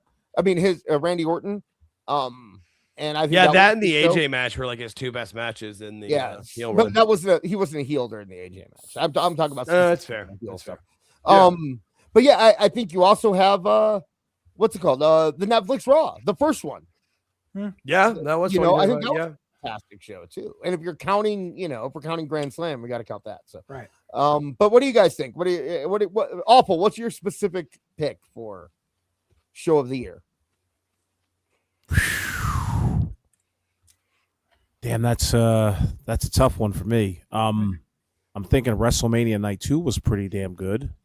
Besides the Cena stuff, yeah. I'll give you that. That's right. Evolution, was a great show. You know what, Chamber? The Chamber was good with the scene when the heel turn happened in the moment. In the moment, I mean, when you go back to Cena's last Saturday Night's Main, there's so many good shows, man. And the Rumble was good last year too. I mean, Charlotte came back and won it. I mean, say what you want about Jey Uso or whatever. In that moment, that was big, and he knocked out Cena. You had wasn't that with I think Cody and KO? I think it was that match. Was that? Yes.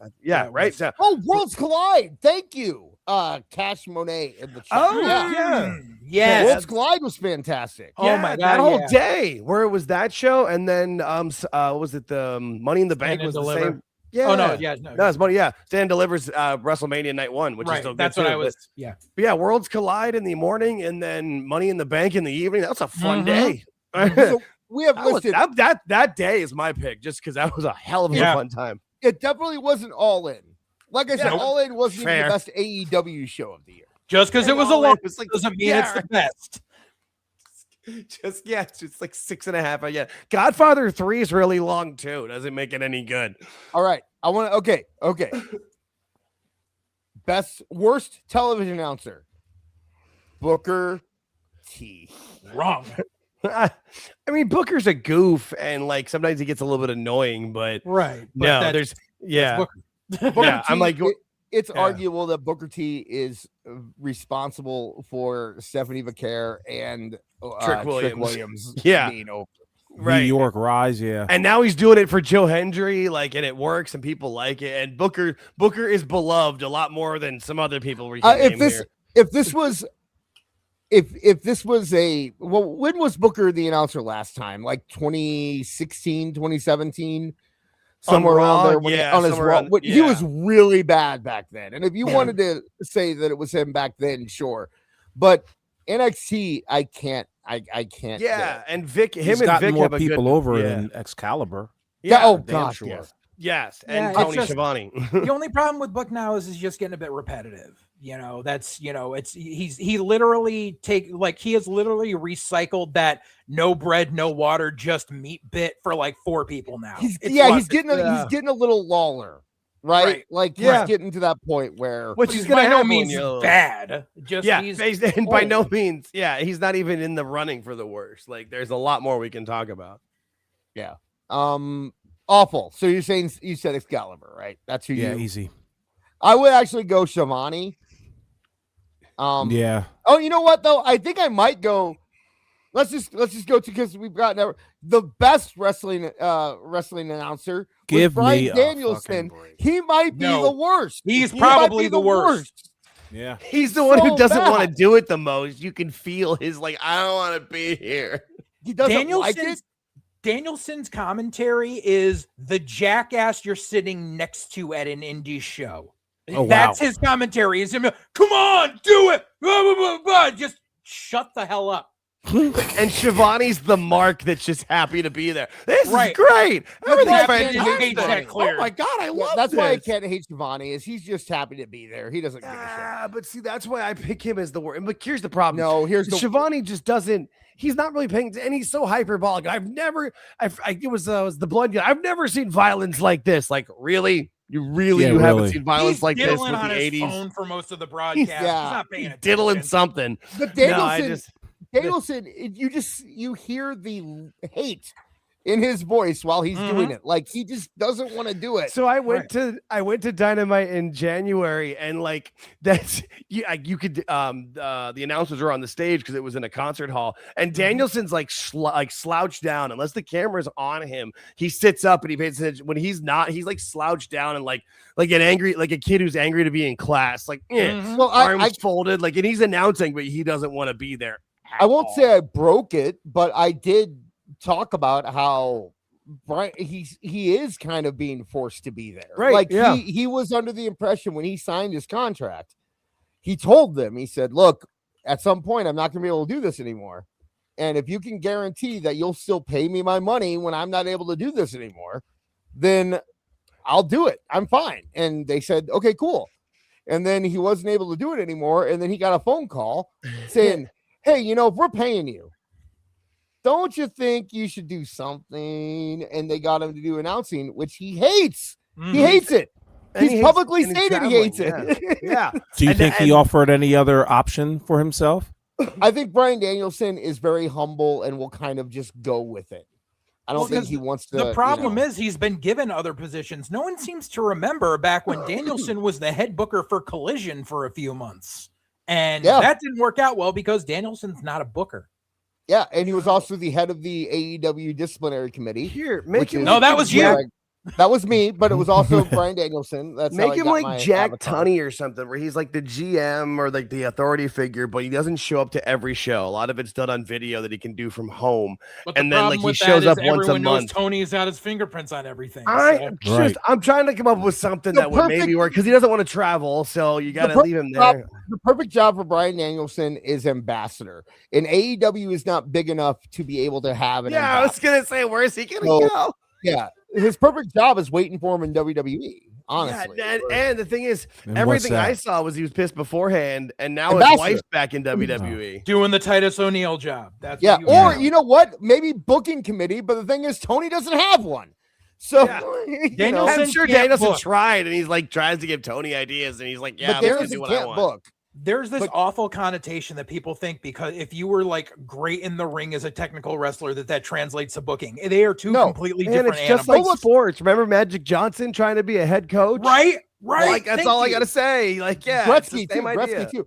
Or Michael Jordan running a NASCAR team. Yeah, wait. Yeah, or a basketball team. Oh, yeah, like how yeah. great was the Michael how great Jordan were the is the Charlotte Michael Jordan of Bobcats Michael for Jordan. years? Michael Jordan going to grab kids' butts. I just Magic Johnson's the prime example, or any athlete You who didn't see tries. that? Bitch, be a coach. What's up? What? Who? Michael There was Jordan a grabbing video kids' going- asses. There was a video going around where he was doing the thing where you pull the kid's shirt and you make him think like someone's pulling his shirt, you know, and people are like, "Is he touching his butt?" It was stupid. Playing grab ass. Yeah, but there's plenty of options here that are better than Brian. Okay, Bryan Danielson, honestly, he's like, you could tell from his interview, his thing with the Miz. We all look back at that and we go, the Miz was right. And it's Right. because Oh God, the Miz yeah. understands what the business is. Danielson can't actually, he probably wouldn't be able to book for business, you know. But yeah, no, you send him back to WWE, you put him on the quote unquote booking committee, and you pay him $15 a month, you know, or $15,000 a week to sit there and nod his head and be happy. And he's an ambassador. That's the job he wants, but he just can't get that day. So worst is what? Who, or best is who? Who's the best then? If we don't think that he is. Ooh. I mean, honestly, and I mean, hate me if you will, but Michael Cole without Vince in his ear has been awesome. I agree. I agree with Michael Like, Cole. I don't think he's the best. But I have sure he is hated either. Michael No, Cole I'm- for 25 years. And I give you that. With Vince in his ear, Michael Cole was god awful.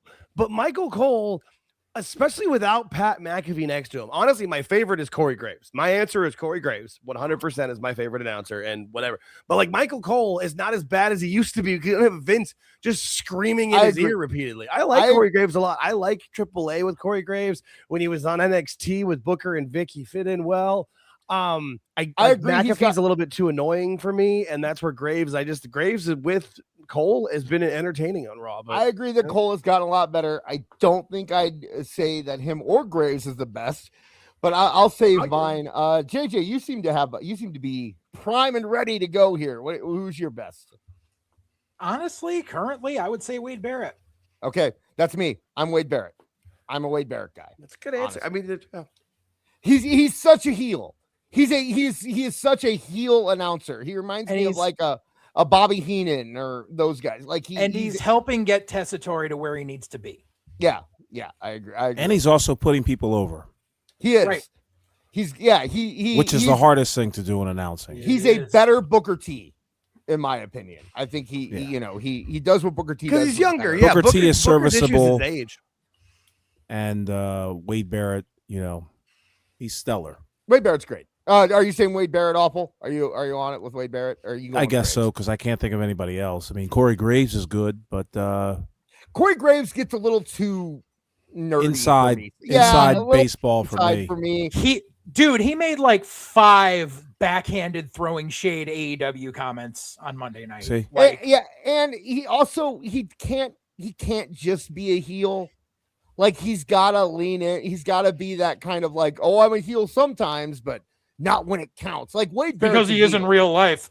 Right. Yeah. So I prefer. It's like Graves on AAA. I just really enjoy AAA with him. I like Graves a lot. Don't get me wrong. Yeah, I like AAA Barrett with him and Barrett, JBL. My bad. Barrett doesn't do the smart mark heel. Yeah. Whereas Corey Graves kind of does the smart mark. That's fair. References and all that. But it's honestly like we would not be having these criticisms about Corey Graves if we weren't comparing him to Wade Barrett. Right? Like these are things that we could just kind of look past. Yeah, it could be a worse conversation to be having for sure. We're not fighting over who's the worst on AEW with it. So yeah. Because my worst is the combination of Excalibur and Shivani together when it's just the two of them. Yep. That is unlistenable for me. So let's blow through these, please. Yeah, we're moving on here. Danny Hodge Memorial Award for the non-heavyweight MVP goes to Mystico. All right. Yay. I think Danny Hodge, I do not think like anything like Mystico. I'm going to say think something. of an old man crushing apples. Yeah, fucking bending wrenches. If you're going non-heavyweight MVP, anytime you mention Mystico, you should probably just replace that with Bandito. At least if you want to ride that line, if you want to go in that realm, I'd say just replace Mystico with Bandito because he's better than Mystico. But Dave's putting over CMLL and Mystico's the top. I know. So that's but these are Dave's awards. Remember, he didn't do. That's fair. Okay, that's fair. but non-heavyweight MVP. I mean, there's 1,000 people. Right. Give it to God before damn, Mr. Mike, makes no sense. Yeah. My answer is Javon Evans. Javon Evans Yeah. is an easy one. Yeah. You know. Or Dominic Mysterio could work too. Yeah. Best flying wrestler, Mascara Dorado. No, Javon Evans. Javon. Yeah, right. Yeah, it's okay. I didn't know that was the next category. But yeah, Javon Evans can clean house on that one. Best technical wrestler, the Bryan Danielson Award goes to Zack Sabre Jr. That's fine. I'm not gonna complain. Talk about a useless award. Best technical wrestler. JJ has an opinion on this. What are you saying? I've never been able to stand Zack Sabre Jr. He is just bland, generic, Oh, he and is full of bland. himself. And you can't be full of yourself when you're bland. You know Like, what? it Okay, doesn't Chad Gable. work. That's technical. That's what the technical Chad, guys are. Chad Gable, absolutely. Chad Yeah, Gable that's my is- answer. Yep. And yes, Beard, yes. Mystico was Sin Cara. Yes, that is correct. He was the best- second Sin Cara, I think, or first? I don't know which No, one. he was the first one. Yeah. He was Okay. first. The second one was Unico. Unico. That's what it was. Best brawler, the Bruiser Brody Award goes to Mox. Go fuck yourselves. Mox. No. Mox. Mox. Like, How does Brock Lesnar not get on this list? Or for even 2025. Gunther? how does Oba not get? I mean, like, Because he's greener than a leprechaun's dick. that's Yeah. Fatu Not Oba. is the Oh, answer. Jason Batu. Yeah. Okay, That's Batu's my either- Either answer. Jacob, Fatu, yeah. either Jacob or Killer Cross. Done. Okay, Sure. yeah. I'm fine with Yeah. either one of those. But my answer, Either one yeah. of them. But I not probably lean Mox. Jacob because he was more successful. Right. So That's I'd kind of what probably I lean- went yeah. to. And that he's got the Oh, look at this next award. Most overrated. How can Jey Uso be the most overrated when I heard nothing but about how terrible he was all year last year? yeah. Right. These are I just want to point out, these are internet fans voting for this award. You did not overrate Jey Uso. You're talking so You can't overrate because he sold a shit ton of merch. That's not overrated. That's selling a shit ton of and merch. no one That's not- also has anyone ever said, you know who's a great wrestler? Jey Right. Uso. Like I think everyone understands what Jey Uso is, right? I would say overrated would be John Moxley. Yeah. Or Adam I Page. mean, Go ahead, JJ. yeah, You go don't ahead. want my answer on this Eh. one. What is No, it? we'll take it. Braun Breaker. Okay. We're all kind of Okay. thinking. I'm not mad about it. I'm not mad at it. I mean, I think Braun's first rated 5 where he is. But I think if you want to go Wait, Adam stop, Page, guys, wait, Swerve stop. Strickland. Oh. Okay, in the chat. Ooh, Oh, Monet. yeah. Oh, yeah. Yeah, I mean, never mind. with how much she rates herself and Tony Yeah. rates The fact that her. she and- won One all more those change the titles. entire $99, panel's please. perspective. Yeah, I mean, you can't really deny anybody who's got 37 belts. Yeah, gonna take a quick break from this to go to super chats. We All got right. Andre Adams for $4.99. It's not bad for a parking lot. It's not bad for a parking lot. It's diabolical awful. Bad Paradise. Put up a parking lot. Mark Middleton for $2.79 Canadian. That's real money. Whenever Russo is gone, everyone says, "Where's Russo?" Yes, it happens on there. It's a Poochie. He's Poochie. It Wait, is. He does the Poochie thing. Oh my gosh. Okay. Yeah, can he die on the way back to his home planet, please? Please. Regina Sharp, for $5, the Don Callis family is the new NWO not wrestling organization. Thank How you, about that? Regina Sharp. Chris Connor for $10. We need awful awards for wrestling. I tried to talk you into doing that. Awful. Remember last year? Nah, we're not doing that dumb Yeah. shit. I even have the first award for awful and dis awards. Biggest wrestling mark award, tie between Wrestling Observer subscribers and Monet $99 a month subscribers. The Razzies of Wrestling, hosted by the Rizzler. I added the last part. So thank you very much, Chris. He's the best non-wrestler. We have Regina Sharp for $5. Moral Judgments, the awards show. We got Andre Adams for $4.99. The Meltsies was sponsored by Blue Ball. Or shoe polish. If I knew a shoe polish brand, I would have named it, but I don't. But that's definitely Kiwi. what the Melty. There you go. Sponsored by Kiwi. Regina Sharp for another $5. Best wrestling maneuver. TNA going on AMC 100%. But Yeah. that's next year. That'll be next year's award. Yeah. that is And we good. got one more for Regina for 20. Danielson, Nice. unfortunately, isn't competent at anything but wrestling. I think he's honestly never thought he'd have to quit wrestling and be alive. And Right. Jordan's team won Daytona. what world am I living in? That's true. They did. He did win. He did win Daytona. That is true. I know. That's why I made the joke. I think Danielson. I think he would be fine as an ambassador. I think he's good at that. I think he's good at. He's personable. People, he's not the best interviewer in the world, but he puts a good light on your product and he's likable. And I think he'd be fine as an ambassador. But if he wasn't doing wrestling, he'd make a great construction worker. No, he wouldn't. Or an Indian science or a cop, No, he'd be a science teacher, like a math teacher or something. He'd be yeah. Working at a register. I could see him being working wearing at a Argyles. register. Runs a Target station. making $125,000 a year, right, Des? Yeah, exactly. Right. No, it was $250. Now he'd be one of those people that worked at In-N-Out Burger like from 16 on, and then just worked his way through, and then by 35 he's running his own restaurant. That's how those In-N-Out people work. It's a cult, dude. Daniel Bryan in a bunch of AI situations. Hey, if they get paid, more power to them. Oh, those In-N-Out people, it's a good gig. It's just a cult. Like, you don't want for the people that work at it. It's the way with a lot of Costco employees too. But yeah, it's the same kind of idea. Yeah, I mean, it's a good business if you get in at a young age and work your way up. Hell yeah, Most underrated. We're back into the awards. The Beast Mordos. Isn't he dating Monet? That's pretty over. Never mind. How is he the most underrated? Oh God.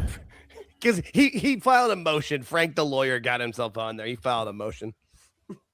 The most underrated is JD McDonough. That's a good answer. That's a good every day of the week. JD McDonough is the most underrated wrestler. I don't know.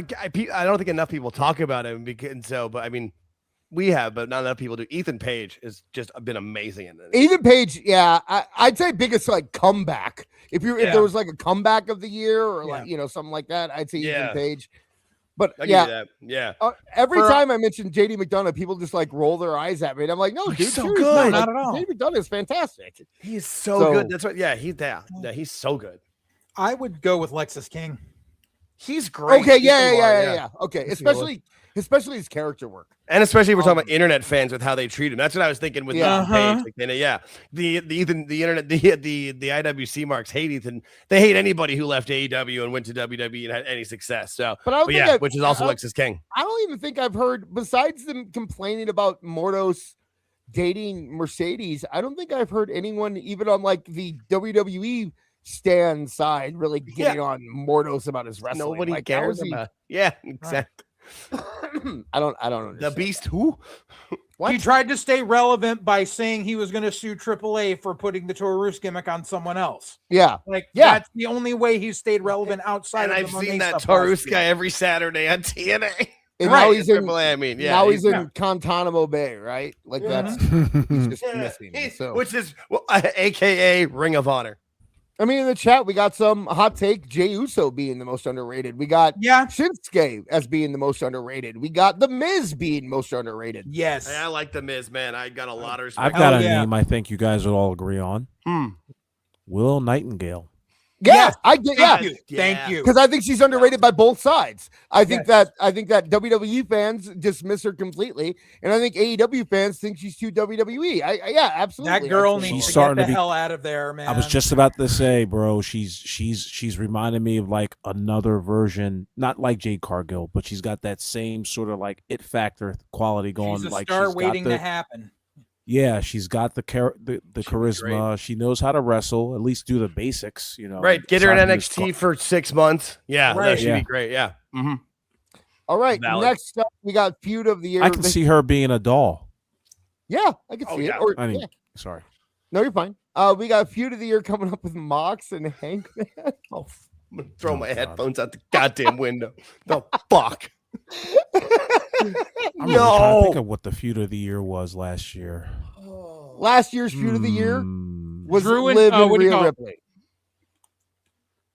Who? Liv Morgan and Rhea Ripley. Was that last year? Liv won the Rumble, right? No. That was 2 years ago. You're right. You're right. So, okay. I mean, Punk and Seth was pretty. I was going to say Punk good stuff there. Okay, yeah. There's good stuff in that. I mean, why am I Drew and Cody Drew and Cody. Yeah, Drew and Cody's probably that's. I would say okay, Kevin Owens and Cody didn't really get their payoff because KO got injured, right? Yeah. So you didn't get that going. The problem is every Cody feud before Drew was the same paint by numbers nonsense. Drew and Cody was at least something interesting and people could sink their teeth into it. Yeah, Punk and Drew was 2 years ago. So it can't be Punk and Drew. Right. That's like Punk and Rollins was last year. Yeah, Punk and Rollins was 2020. Yeah, that's what. Yeah. So I might Punk Rollins throw in Roman as a side piece there, and I'd say that's probably going to be at your. I mean, there were no really overwhelmingly fantastic feuds last year, unfortunately. So I can't really think of anything else, but it definitely wasn't Mox and Hangman. I can tell you that much. Right. Women's wrestling MVP Saya Kamatani. Okay. You'd say I would have said Naomi. I would say Naomi. Ooh, yeah. It was great, especially when we talked about how great Evolution was. That's because she had the awesome match and put Jade over in a great match and got her ass kicked, and then cashed in and won at the end. Like that was. I'm actually gonna go with someone who I'm not even the biggest fan of, but I think really deserves their flowers is Chelsea Green. Yeah. As MVP, you're not talking about best. You're not talking about best women's wrestler. You're talking about MVP. Exactly. Where do you need her to be? Is she in AAA? Is she in NXT? Is she on SmackDown? Is she on Raw? By the way, did Michael Hayes did the best thing anyone's ever done? Oh, that was planned. That was exactly. He goes on there and says, "I don't know if Chelsea can ever be a world champion," and now no one will shut up about Chelsea being world champion. Unreal, use Unreal to the advantage. I like that. Stephanie Vaquer could be an answer, but I think Chelsea Green's a fantastic. Chelsea Green's one of my favorites because of that. Like I like her mentality. You got if people are mentioning Rodriguez, I'd say as an honorable mention, I'd say Rodriguez was the most improved. Yeah, easily. Comeback breakout. There's that comeback. Oh yeah, breakout's another good one. But she came back from the skin stuff. That's a good answer. But I think Chelsea. Or like Naomi, or I think those are the two. Yeah.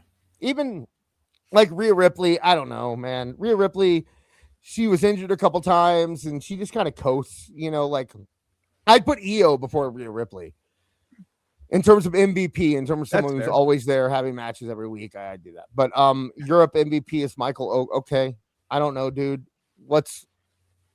Who isn't he the only wrestler in Europe right now? I can't think of any other European. I thought he wrestler. signed to AEW, so I mean Leon Slater wrestles over there from time to time. Yeah, if Leon Slater counts, then it's Leon Slater. But right, I was say if Michael Oku counts, Leon Slater counts in my book, so that's where I'm going. U.S. Canada MVP is Mox.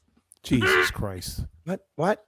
Are you kidding? The MVP of last year was like Gunther or Dom. Yeah, in terms of males, like if you're just most valuable, I mean, if you're going most valuable, it might be Cena. Yeah, or Cody. When you had those dates where he was where they told you, look, here's his 45 dates or whatever.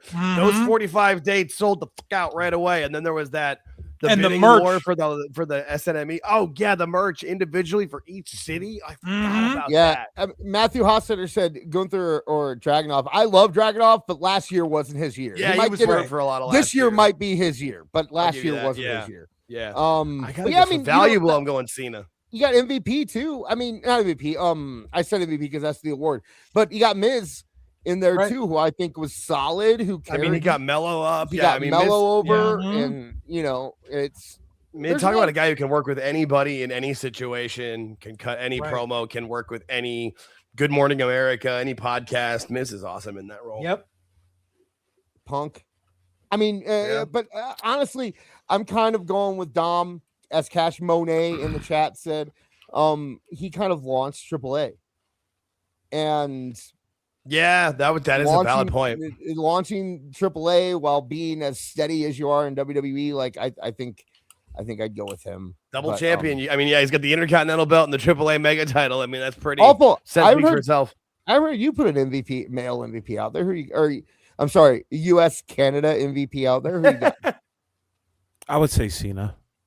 Okay.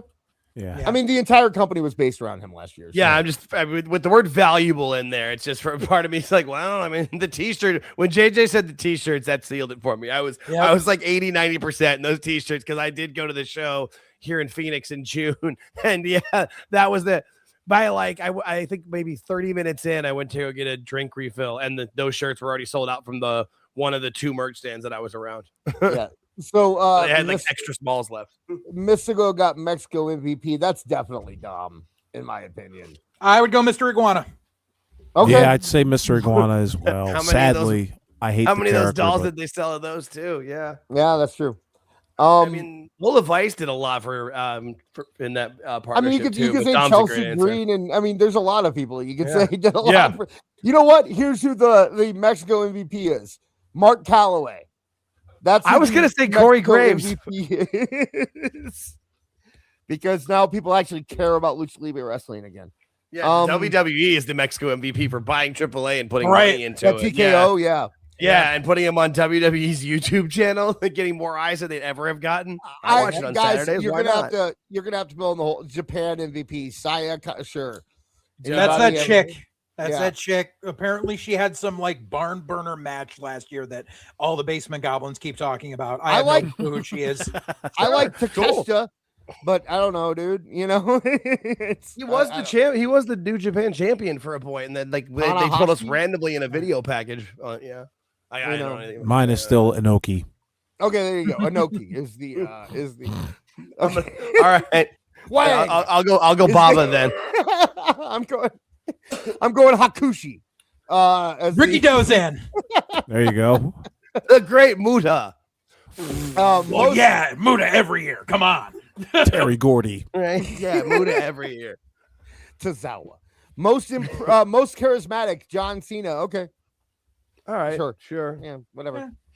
I mean, anytime John Cena's there, he's right for his final year. I mean, there's a reason he's in movies. That's fine. But I mean, I like how none of you guys are willing to admit that they got this one right.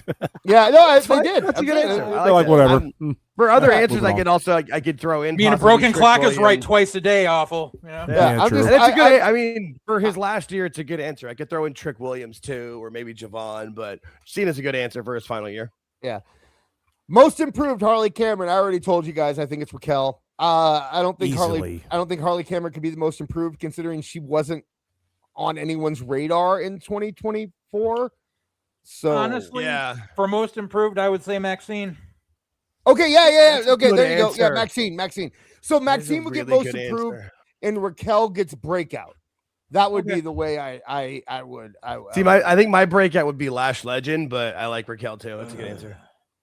Yeah, but Maxine is Maxine's most improved. It's hard not. Yeah. And you got to give her credit for doing it on the main roster. She got called up and I wasn't ready. Like there's something to be said for doing that. Like that's having to perform on the big stage. Here you go. Like I said, when you have Harley Cameron, who wasn't even a blip on the radar the year before, you can't call it awful. You kind of groaned at Maxine, didn't you? Is that what I heard? Yeah, I mean, she's doing what she's doing as far as like her visibility. They've improved on her visibility as far as her wrestling skills and all that. If you go from where she was, look at where she was. Yeah, she is leaps and bounds. Look, she's still a baby deer, but she's moved from ice to grass. Like that's a big improvement. I guess so. You know, like I'm not saying she's a lot better than Lash Legend when it comes to that. I mean, like breakout. She clearly isn't. Okay, let's get one thing straight. It's not Harley Cameron. Right. No, that's okay. We all agree there. No, and I'm not saying that Maxine's great. I think the analogy is perfect. Yeah, she was on ice and now she's on grass. She's getting better. She was a 2 and she's a 5 now. You know what I mean? Right. Like, and we're talking out of 10. Yeah, that's she's good. Bambi 30 minutes in and not 10 minutes in. The credits have stopped rolling, but the movie still is. We're in early stages. Yeah. Okay, so best on interviews. Hangman Adam Page. You're kidding me. Come on. Hangman Adam Page is the best on interviews of 2025. He's got 2 promos. He's either angry or sad. I guess he's got 3. Angry, sad, or drunk. Like you only get those promos. You forgot indignant. Right? Yes. You forgot. Yeah. You forgot indignant and unapologetic for being friends with a pedophile. No, chat nailed it to me. Chat nailed it for me. Adobe Acrobat. Matthew Hotsetter in chat. It's Drew McIntyre. Yes. Oh God, yes. 100. Yeah, and I mean, awful. Do you disagree with that? Drew McIntyre. I guess. Like, I liked Finn Balor's promo last night. That was this year, though. This was last year. I know. I would put Punk in that conversation too. I mean, clearly, yeah, you can put him in every year. I just feel like he's ever since kind of like he's been the guy on Raw. Like even when he hasn't wrestled, he's made sure to he's come out and cut some great promos, whether it's been on his own or like with somebody else too. But I think Drew's probably the answer for 2025. Punk's off to a good start this year with what he did with Roman and with Finn already in 6 weeks. But I think Drew's a great answer. I'm trying to think. I can't think of anyone that we haven't like. I mean, there's the obvious when he was heel, like when he was a jerk like, to the Belgian kid. Like that shit was fun for me. I enjoyed wonderful. Yeah, that was fun. So, I mean, but like there's that's the easy one, right? Like Cena and Cody and Punk and Roman. These all guys are always going to produce good promos. They're always going to do, fair. So, but they're all better than Hangman Adam Page, right? Yeah. I mean, Dominic's great on the mic. R-Truth. Logan Paul's great on the mic. Oh my gosh, Logan Paul, since he started the Humble thing, has been fire on the microphone. I like Angry Breaker too when he's pissed. It just reminds me. Yeah, I mean, Heyman. Paul Heyman asleep with a CPAP on is better than Adam Page. I mean, it's drunken Heyman. Yeah, we've Ethan Page in the chat. Ethan Page. Yeah. Ethan Page is better than Hangman Page. Absolutely. We're giving name Nobody's upon name. Nobody's going to say MJF. No, not currently. He's better than Page. He's got it in him, but he's gotten repetitive as hell. Yeah, MJF. Like I don't even know if he has 3 types of promos anymore because he's decided he's going to do one thing now. I've said it before. They tried to turn him face. It didn't work, and he went back to being exactly the same character he was before. And that's not who he is anymore. And you can tell with every promo he cuts that he's faking it. It's like DX in 2009. Yep. That's what MJF That's is a great analogy. And I think MJF knows AEW is as big as it's ever going to be, it's never going to get any bigger than what it is. He's going to ride out his contract, and he's not going to change his character. He's going to do any of that cool character stuff and cool promo and do that on the big stage in WWE because he knows. I'd like to see that. He's going to at least get a shot. Like they're going to take a punt on him, even if it's not like, even if he has to take a smaller deal and start over or whatever, he's going to take one shot at it. And if he fails, he'll do a movie. Please put him in NXT. Please, please. I'm thinking on this now. And while I agree with Drew, there's one other person I got to say that really on the mic and just what they've done with their character. If you look at the overarching, everything that happened last year, I would put Killer Cross into that conversation. Yeah. I think and I think there's an argument to be made for Naomi. Yes, her too. Yes, absolutely.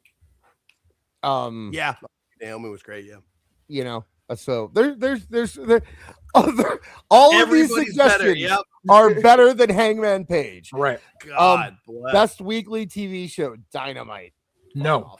Last year was Impact.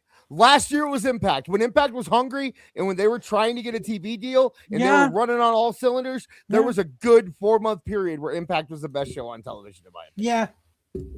I think that's talk about a company that's growing week to week. It's the most amazing thing I think I've seen in modern wrestling history. Like, whoa, the ratings are going up week after week after week. Their shows make sense. They know what they're doing. They're not trying to be anything different. They know they're not for everybody, but they're good for who they're for. And the only thing they're missing right now is they really need to put more emphasis and rebuild the X division. Yeah, and I think I think the biggest problem has been since that they haven't had Leon Slater on the show. Right, since he's been. So I think once he comes back, I think that'll be a big impact. So apparently, they did 254K last week. Damn. Yeah, good. So they went up from last week. Yeah, they've gone up every week, man. The only show that's consistent has been growing. So yeah, I think. But I mean, besides that, I mean, SmackDown and Raw, it goes back and forth. It's definitely not Dynamite. It's definitely not Collision. Right. I'll say it again. My most fun show every week is NXT, but the best show for me is probably here's a hot take. This is a super dumb category. Yeah. Okay, because it's just a way to give Tony an award. Why is Dynamite better than Collision? Like they're basically the same thing at this point. Right. So what's different? Yeah. Fair. Tag team of the year, Young Bucks. No. Oh my God, really? What? What? Weren't they like not even like part of the stuff when they were like losing their money to the like in casinos? Young Bucks got voted number 1 and FTR were number 2 behind them, but and they were only separated by like 25 votes. I don't know if I'd even if you're taking all of last year into account, I guess Street Profits probably had the best run there for a little while in the middle of the year, so I'd probably give it to or Los Garzas, I guess, because they went down to AAA and kept it going. But what about Fraxium? Fraxium, dude, dude, yes, yeah, especially with Max loves Fraxium, man. He is so into them. Yeah, there's last year was just a bad year for tag wrestling, but yeah, I mean, it's definitely not the Young Bucks. I can tell you that much. There's teams in AEW. Why not one of the female tag teams in WWE? I'd say Rhea and Io are probably more than anybody. Last year, I would say Bianca and Naomi. That was the year before the last year was Bianca and Naomi. Because Io and Rhea was really like the very, very end. Because Jade came back at Chamber closer to the beginning of the year, and that was when Naomi flipped heel the next night. So it was. I mean, so they had. There's also the Kabuki Warriors. Oh, Kabuki Warriors, absolutely. Yeah. Okay, there you go. Charlotte and Alexa too. I mean, I'd put them over. Oh, Charlotte and Alexa, they grew on me. Charlotte. Okay, you know what? I'm giving it to Charlotte and Alexa because I haven't liked Charlotte Flair in 5 years. Until they put her in that tag team with Alexa. If not more than 5 years, I might give you 2. Yeah, I'll give you that. And think about this. Think about this for just a moment. We have a valid gripe here about tag team wrestling kind of being down this past year. And how bad is that? How bad is that of a detriment considering there was a 6-team ladder match at Mania for the tag belts? And no one it's not even in anyone's memory. No, that was the year before. But then they ran back another 6-team ladder match this year. Wow. Yeah. No, that was they didn't. Yeah. No. Yeah, they did. TLC match was the TLC match was on SmackDown after WrestleMania. Oh yeah, it was the night after Mania. But it was still another multi-team ladder match that just like it happened. I love what happened to the Creed brothers, by the way. They went to UFC. No one cares.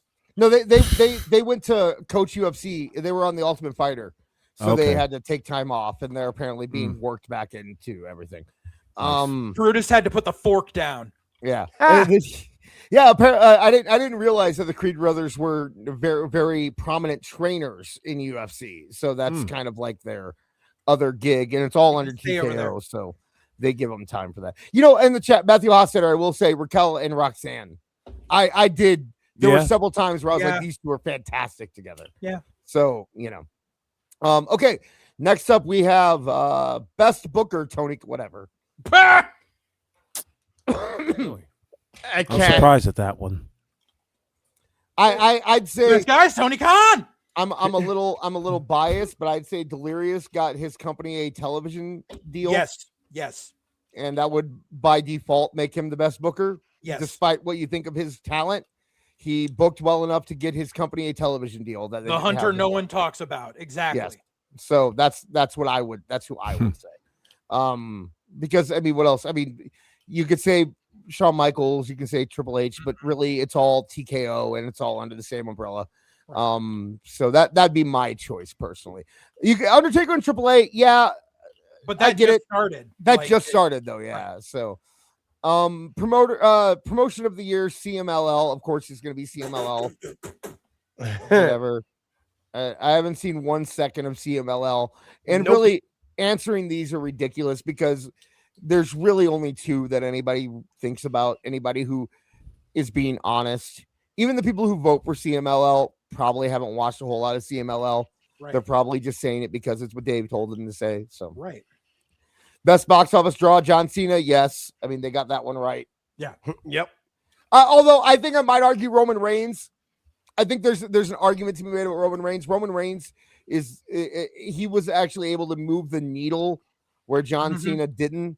So I just say box office draw again with what I said about him before with where he was answered. Because again, when they announced those dates in those cities sold out. And then with his last match in like DC paid a bunch to get that. And then like the match in where was he was in Boston, New York, and DC, like those sold out. Those sold out as you can get. And it was his last year, like seen as the answer for 2025 for that reason alone in my book. Match of the year: Kenny Omega versus Gabe Kidd in the Tokyo Dome, Brian. Oh, it's the Tokyo Dome. Gotcha. I don't know, dude. AJ Cena had a great match. Jade versus Naomi. Jade versus Naomi. Yeah, okay. Yeah, what was the there was an AJ match early in the year too that I was like, man. Oh no, AJ versus Cody was the year before. So that doesn't count. To me, I think it might be AJ Cena. Cena Orton had a fantastic match at Backlash that people don't give credit to. Yeah. I'm not a big triple threat guy, but the Mania triple threat with Roman, Seth, and Punk was great. Yep. Totally. Like, I'm not a triple threat guy, but that was good. Women's triple threat at Mania. Yeah, both of those would be in my list. So, I mean, all better. I mean, Kenny Omega vs. Gabe Kidd was fine. I actually did watch it. It was fine. You know, I'm not gonna. I like Kenny Omega as a wrestler. I think he's good. I think there's a point where there's fine matches, parts of his matches. It's just every match got to do every move and have 36 kickouts. It depends on who he's wrestling. Kenny Omega had a fantastic match against Josh Alexander, right? But then he goes and he wrestles Hangman, and it's just so it depends on who he's in there against. But it's definitely not the match of the year. Most awful. What's your wrestling match of the year? I kind of like the Naomi match. I do remember that being a standout match. Yeah, it was great. The chat also Dunn Did What Now said the Rhea Io match at Evolution. Yeah, that oh god. Female the first time there was the first time that was a female ref bump in a WWE PLE. Mm-hmm. There you go. Yeah, with the cat. Yeah, no, man, that tracks. Most outstanding wrestler, Takeshita. How? I like Takeshita. He's got potential, but he's in the I do wrong too, place. but he's not the most outstanding of the year. I'd put him above Mystico, but dude, if it isn't Dominic Mysterio, I don't know who else it is. Or Logan Paul. And why is there most outstanding, but then there was most valuable, and then there was MVP? Like, and then we still haven't gotten to wrestler of the year. There's still wrestler of the year. Wait, what? Damn it. At the very top there. Everybody gets a trophy. Yeah, like what is the difference between most outstanding and wrestler of the year? And you know what? Chat. If you're going to distinguish, if you're going to say most outstanding wrestler of it's Gunther. Eat it. Yep. Okay. You can't if you want to distinguish between wrestler of the year and most outstanding wrestler of the year and MVP of the year, then Gunther is the outstanding wrestler of the year. Okay, sure. Yeah, I mean, everybody gets one award. Sure, fine. Yeah, and then wrestler of the year. But not only that, not only does everyone get one award, but everyone gets an award named after them. The wrestler of the year, the Luthez / Ric Flair award, goes to completely different workers and styles. Yeah, dude, and eras. Yeah, why is it the Luthez, Ric Flair, and Harley Race award? Why is right? Fuck. Brian Danielson will get added to it in a couple of years. Right. No, because Danielson already has his own award. Oh, that's true. Now, this is where I'd put Drew. Yeah. In wrestler of the year. Mm-hmm. Just overall everything, I'd give it to Drew. Yeah, I could see that. Because I'm trying to go by their rules, where I imagine most outstanding is like in-ring worker and, So if we're going and wrestler of the year would be total package. It's not Mystico. I can tell you that. Yeah. That's where, if it's going to be anybody there, it'd be Bandito would be the better answer for it, but it's not him either. But Mystico is definitely not the answer. Good God. Yeah, that's all I meant at the beginning where I said Bandito was that if you just replace Mystico with Bandito, I'd at least be like, okay. Like I'd at least listen to your conversation and listen to your argument. But this one, no. Maybe. No. Well, I have a question. Awful. Who's your wrestler of the year? You already said it, Dom, this year. Right? Yeah. Oh yeah, Dominic Mysterio. Yeah, I give it to Drew, but it's close. Now my question is, where's Athena? Ain't nobody watching no Ring of Honor. Because I'm always told online about how we don't give enough recognition to Athena, and about how she has the greatest women's title reign in the history of Ring of Honor. and about how she's historic and amazing and beautiful and wonderful and smart and pretty and the best thing in the world. I don't see her name anywhere on this list. Not once. Little too Mrs. Bojangles for. Can I? Athena was more relevant being a fourth member of a sitting panel on a Fox Sportsnet show when she was injured for a year and a half than anything she has done in AEW. Can I point something out here? Anthony, worst feud of the year. Anthony Bowens versus Max Caster, sorry. Whatever. Okay. I'm just saying here. Where were we here? Okay, worst television announcer, Booker T. Most overrated, Jey Uso. The only I believe the only person of color I'm seeing on this list that has a positive award is Michael Oku. And he's barely, I mean, he's British. So, you know. Worst television show, NXT, the show that people claim African XT. African XT. It's a very, very white focused award show, isn't it? Look at who's voting. I mean, it really, really is. Like, there isn't. Isn't that what WON stands for? God damn it, he beat me to it. Whites only. No. News, yeah, right. I was gonna say news, but I'm just realizing we coming for you. The R in observer is hard. Yeah. Yes, zing. Hey-o. Yeah, they're like. But I mean, I no, guess, when you I guess like in the chat they said Mystico is the token, but I mean, you know, a Mystico. I would say that there are plenty of. I see your true colors shining through. I mean, I guess they gave Beast Mortos the most underrated, but he's in a mask, so he's white. And so is Mystico. Yeah, so is Mystico. That's fair. That's fair.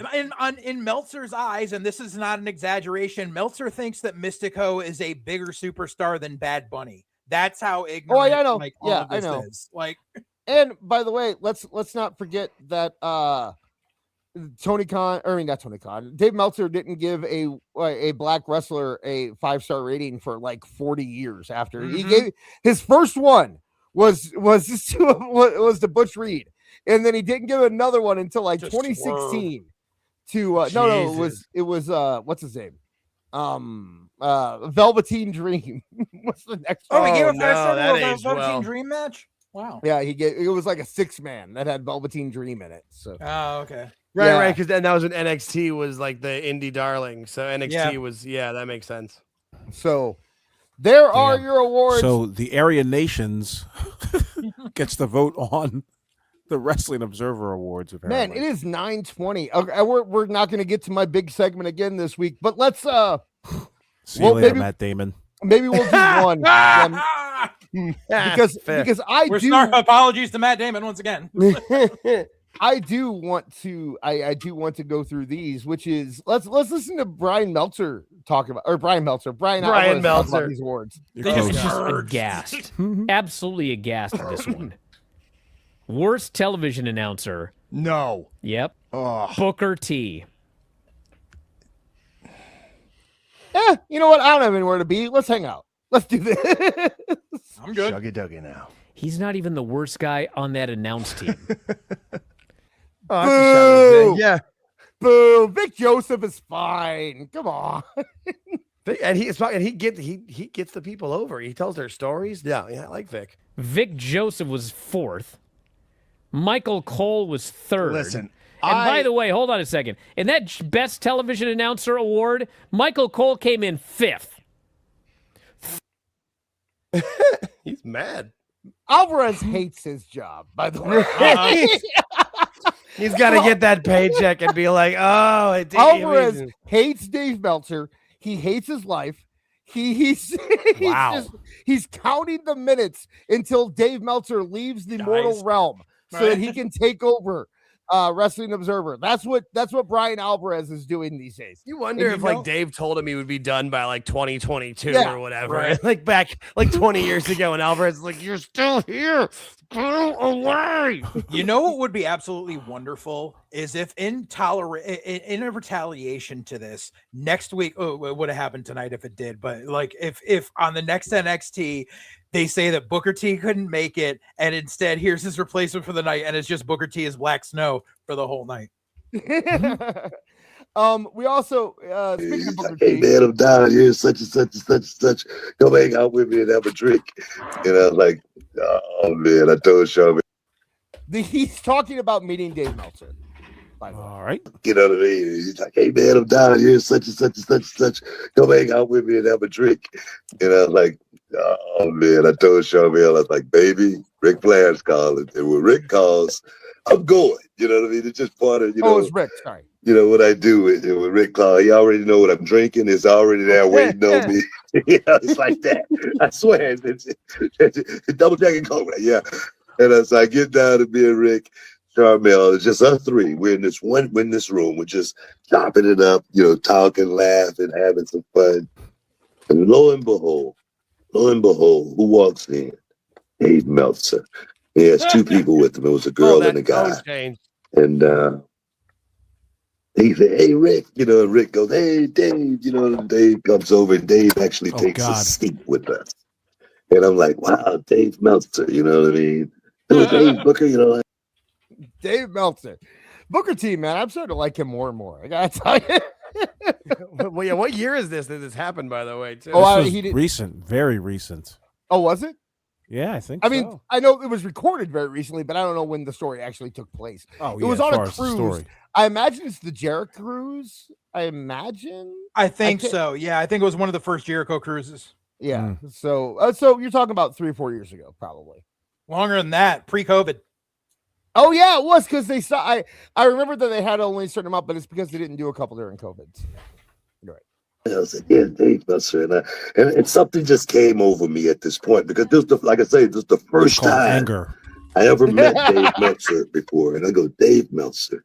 I said, Dave, you've quoted me before, and we've never met. We've never had a conversation. How can you quote someone and you've never had a conversation with them? I said, and I just got so upset, and I just looked at him and I go, man, all these years, I just want to tell you, you're a piece of what. I said, really? That's my boy. You get him. I appreciate that. Love me some Booker T. Hell yeah. You really are. You really are a piece of what. And I said, and I got so mad, and I said, man, I could rip your ears off right now. I really could. Because they're gigantic. Something? Right? I think he picked the ears for a reason. Can I say something? I did time. Booker T, out of all the wrestlers that do podcasts, I'm watching this right here. I am more entertained in this 30 seconds. Like I haven't paused it because I like hearing Booker T talk. Out of all the wrestlers that do podcasts, Booker T might be the most entertaining, like able to hold the show and actually keep it going. Way better than Kevin Nash or like all these guys that have their own podcasts. A lot of like maybe Bruce kind of stands with them, but I would legitimately listen to Booker T in my free time, right? Like that's how I look.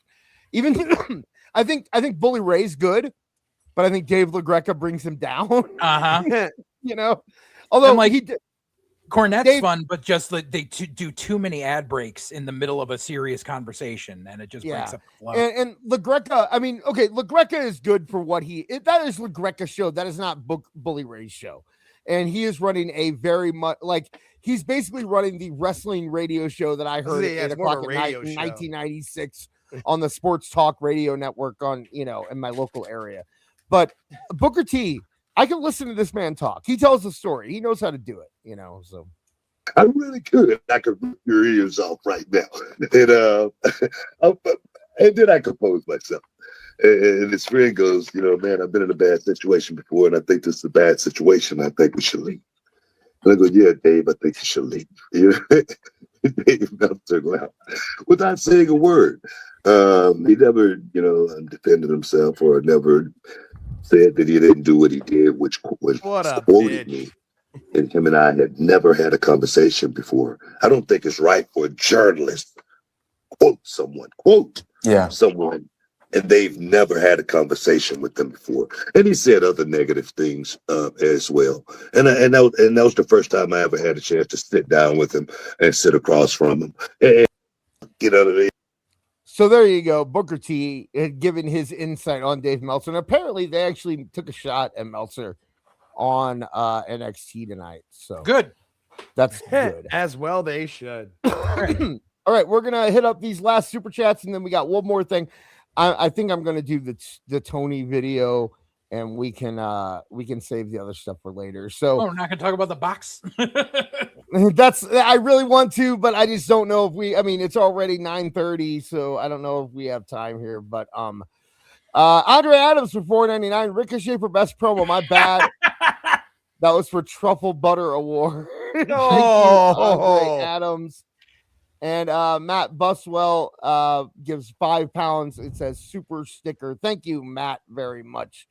Okay, Matt. So do we want to do the what do you think? Do you think we should do one of the 3 for 5s, or do you think we should do I want to do this so bad. Okay. Would you just do it? I'm gonna do it. You're the host, man. Let's go. Leave me alone. Right? I'm running out of time. It's your barbecue. We're gonna do this one here because Awful. I want to give you your props. Hey Tony, I like the things you do. Hey Tony, if I could I would be you. Hey Tony.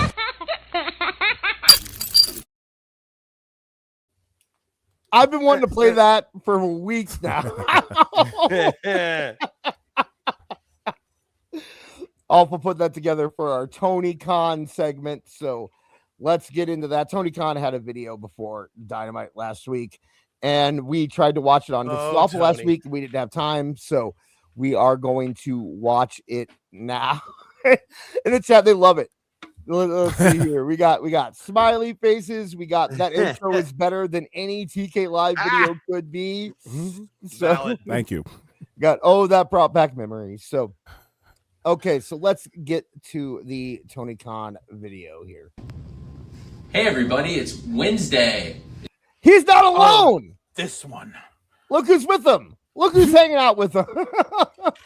And look at the cake. Is it a cake behind him or just a poster? It's a cake with an anime picture of him holding a Glock. No, it's this Time Cop. Time Cop poster. Time Cop. And by the way, our listeners know TTW. We started the Time Cock. I said Time Cock. We started the Time Cop meme back in the day. When we got word from someone backstage that Tony really liked Time Cop, and it led to him going out and yelling about Time Cop. So we had to watch this video at some point. So here it is. It's great to see you, and I'm so excited about Wednesday Night Dynamite tonight, and I'm so excited that this man is joining the commentary team. He looks excited, doesn't he? Jesus. Thanks for dressing up for the occasion, Brian. Right. Does he want to knee him in the face or choke him out? Like, what more does he want? Does he want to do more right now? Just turn around and bam, or just choke him and I'm going to kill you. He looks so done. He just looks so like he just wants to go home. Yeah, here. My wife is in the Royal Rumble, and I'm standing here with this geek. Right. Wife's gonna be on Raw in front of a sold out arena, and I've got to do a theater with 1,000 people.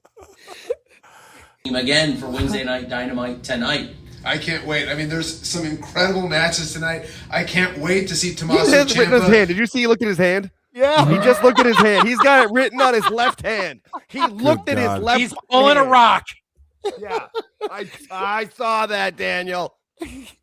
You can tell when he is faking it, and he really seems like he's faking it right now. Yeah.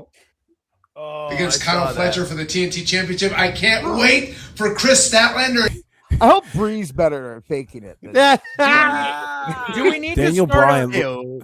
Do Do we need to start a new bell like for Tony's greats? Do we have to do a bell for Brian's I can't wait? What were you saying, awful? No, it just seems like he's ready to do a cereal commercial. Like he's so excited to be there. And by the way, the image in the back of Tony Khan, isn't that the villain in the movie Time Cop? Yeah. Yeah. Like that's exactly what the villain looked like. Yeah. JJ, instead of a bell, when Daniel says it, he just hit a goat noise though. Every time he does it. We need to remix it with that 80s song. Do do do do do do do do. I can't wait. I don't know why, but the cereal commercial got me. I was just picturing him in like a Honeycombs commercial. Yeah, like holding a spoon up to the camera with a. Did you have Juice Robinson come in as a Yeah. Honeycomb maniac? Erica says the double cup is the choice. Here's what I'm picturing. It's usually triple cup. Yeah, I'm picturing before it. He had one cup in each hand, and someone's like, "No, you can't have two cups." And he's like, "Oh," and he just put the one cup in the other cup and just went on with it. What do you mean I can't hold a hot liquid and a cold liquid at the same time? It's like that 30 Rock. On 30 Rock when Jack had the two cups. He's like, "Sure, should I have two cups? Does that look good?" That's just every time I see Cody with a cup, that's all I think about. Tekla in a strap match. He is so funny, Yep. dude. Yep. I'm sorry. Yep. Whoa. He's selling like Shawn Michaels during that Hulk Hogan match. Yeah, right exactly. Now. He knows it. He knows it. Watch this. For Chris Statlander and Tekla in a strap match. I've been in a strap match. It's gonna be visceral and real, and it's gonna be awesome to be. That could be a donation sound on This Is Awful. Yeah. In a strap match. I was gonna talk about Bree with the strap match. I can't wait for tonight. It's going to be a great Wednesday Night Dynamite. I'm so excited. Brian's going to be back at ringside. We also have a huge tag team match coming up. 3-way tag team with a wild card team coming tonight to Dynamite to take on the Rascals, who are coming off a. See, Tony is definitely reading. Oh yeah. 100%, because he didn't even know it was the Rascals. It's written on the back of that cup. Yeah. I think it's cue cards. The thumb lady has cue cards. Yeah. In fact, Daniel Bryan is looking at it right now. Yeah. Hell yeah. Look win this past weekend in the street fight, and the Young Bucks, who are also coming off a great win this past weekend on AEW Collision. Okay, can you give me a hint? Who's it going to be? Bryan Danielson seems like a child actor. Mm-hmm.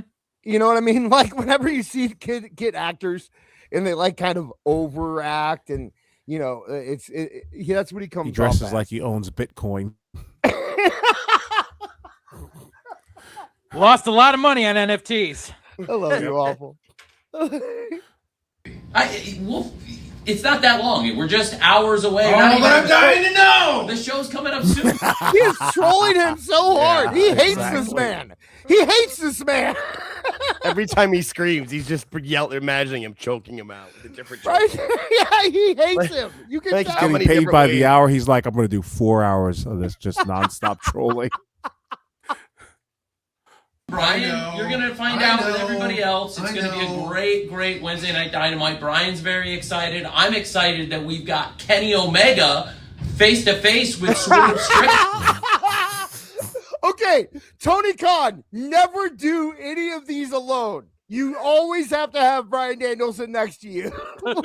This is the best thing Tony Khan has ever done, and it's the best thing Bryan Danielson has done in 2 years. This is watch Bryan Danielson. Especially after what happened last week. I'm sure you saw it, Brian, with the huge Kenny Omega Andrade match and the finish of that match. Yeah, I mean, unbelievable. I bet Kenny Omega's not exactly happy, and so but Swerve hasn't been super happy with Kenny either. So Jazzer, Tony refuses to look at Daniel Bryan. He does. Refuses. The hands on the hips and the swaying. He's doing like the Jane Fonda workout. Like, he wants out of there. He does. He's just trying not to kill Tony. It's the only position that Bryan Danielson has ever been the alpha male in, and he is eating it up. Okay. Including when he's with his wife. I was going to say including his marriage, yeah. Interesting altercation tonight, and also speaking of... Look, he's dancing. Look at Bryan. He's just swaying. I don't know back what to and do with forth. my hands. I'm dancing. He needs to hold the I'm cup. dancing. Yeah, give him a cup. You have 2 cups, Tony. Give him one. Hand him a cup.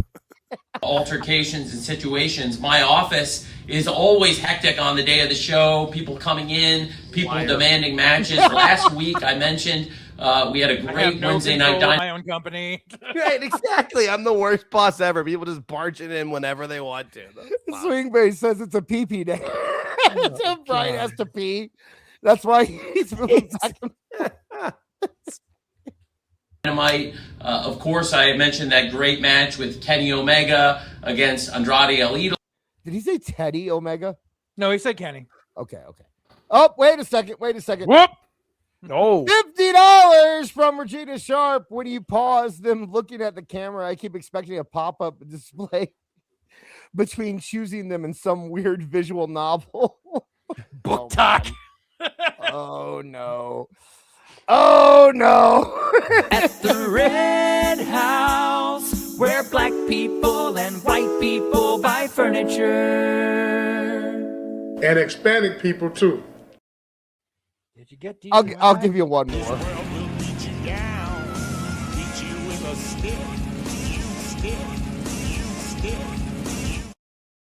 Yeet. The original Yeet Man. Yep. Thank you, Regina Sharp. So, I had to. Max was looking at games this week. We had money left over on Steam, and he was looking at games on Steam, and we couldn't get out of the visual novel dating game section on Steam. Every single search term we put in would lead us to a dating game of some sort. Pigeon dating games and dad dating games and dog dating games. Like everything is a freaking date. I'm sorry. Long way from Leisure Suit Larry. If you love Japan, good on you. But they make things really weird. Okay. This is like them damn Tumblr cookies. Dude, if I see one more game that's like date a daddy, I don't know what I'm gonna do. So thank you, Regina Sharp. I don't think that's what you were talking about. I think you were talking about more like the FMV games with like Mark Hamill and Christopher Walken in them and stuff from the mid-90s. But I appreciate your $50. You keep us alive. So we will hit up super chat as soon as we're over the rest of them. But here we go. A lot to look forward to. We're heading to Grand Slam Australia. Hangman Page versus Andrade El Idolo. MJF versus Brody King. Lots of big matches coming up. I'm also very excited to have the Continental Championship at stake. We've got the Continental Champion. I keep forgetting that's a thing that exists. So does everyone else. Okay. I like that title, the one Ricochet has. They might as well be the same thing at this point because I can't distinguish between them. So Jon Moxley taking on Konosuke Takeshita, the Alpha. Last week, a great trios match with the Don Callis family versus the Death Riders. The Death Riders have demanded another match with the Don Callis family. Yes, awful. Bryan Danielson's gonna get an alert on his Apple Watch. He'll be like, your wife is in the Royal Rumble now. Heading to SmackDown. Hey, baby, I'm up next. You know who Bryan Danielson looks like right now? He looks like Brian Alvarez. Just waiting for Tony to die. Yeah. Same eyes. They have the same eyes. They have the same painful eyes that are. He'd rather be anywhere else than here. I hate you so much. They want a trios match, another crack at Don's guys and Takeshita before Australia. We're going to see that match tonight, and I can't wait because representing the Don Callis family it will be Josh Alexander. Holy shit! Why does he pause before that? Like it's a big reveal. He was waiting for the next cue card to get pulled. Okay. Right. Josh Alexander. It'd be like if I paused, like at the beginning of the show, if I was like, and Joining me today, my co-host. I mean, that's how Tooney talks. Awful wrestling. Like trying to make that a surprise. Like, come on, dude. Mark Davis and Konosuke Takeshita versus the Death Rider. He has said Takeshita 3 different ways during this. Not only that, he's not going to throw it back to Brian. Which is what Brian wants. That Brian's like, please keep me out of this. Yeah. Fighters Claudio Castagnoli, Pac, and John Moxley. I think that's going to be a great match tonight, and I'm looking forward to that one as well. Should be a great one, Brian. Yeah, Takeshita and Moxley have developed a pretty. Hey, remember when Moxley put a bag over your head and tried to kill you in the middle of the ring? Right? Remember I wrote that? Yeah. Oh, but I think no, we forgot all about that. That never happened. We're gonna have a great match.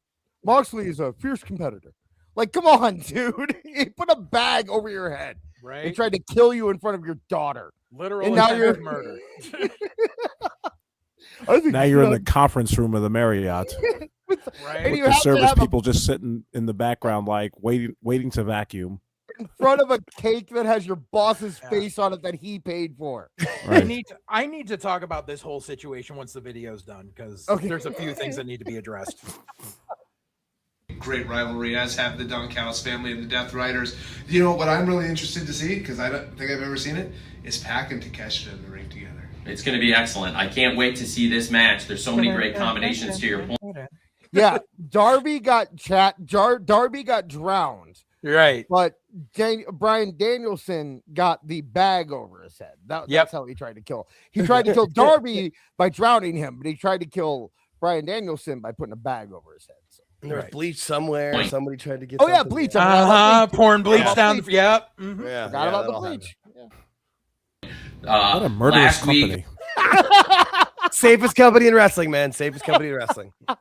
It's good for kids. There was a great trios match between these groups. Another great trios match coming up tonight. Should be a fantastic Dynamite. Speaking of last week, something that happened outside the ring. Oh yeah, and Orange Cassidy was waterboarded. We forgot about that. With bleach. Yeah, with that bleach, was the bleach was. That was the bleach. You're right. Yeah. A lot of people were very upset to see the dogs from New Japan. You know, when you talk about all this stuff at once, you'd almost think that AEW wasn't like a good company. You would think it was a Middle Eastern, Guantanamo Bay. Stuff we would find on rotten.com. Right, really.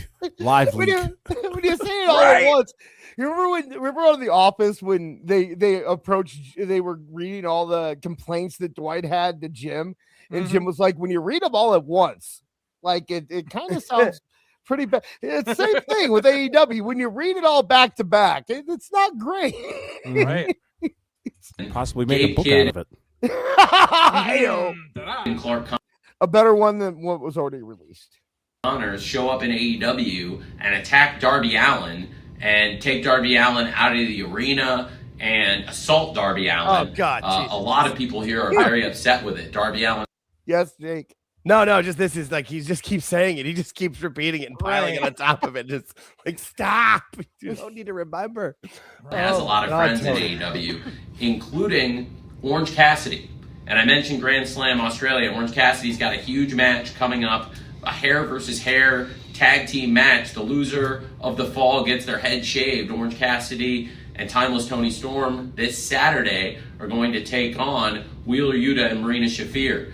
Well, Orange Cassidy is always looking for a fight with the Death Riders, and tonight also I saw a post and it was showing Wheeler Yuta pile driving what's her name? Tony Storm. Yep. And it said like this company, they just move on like nothing happened because they're badass. And I kept thinking, doesn't that just mean that you're saying that your men can't beat up women in your company?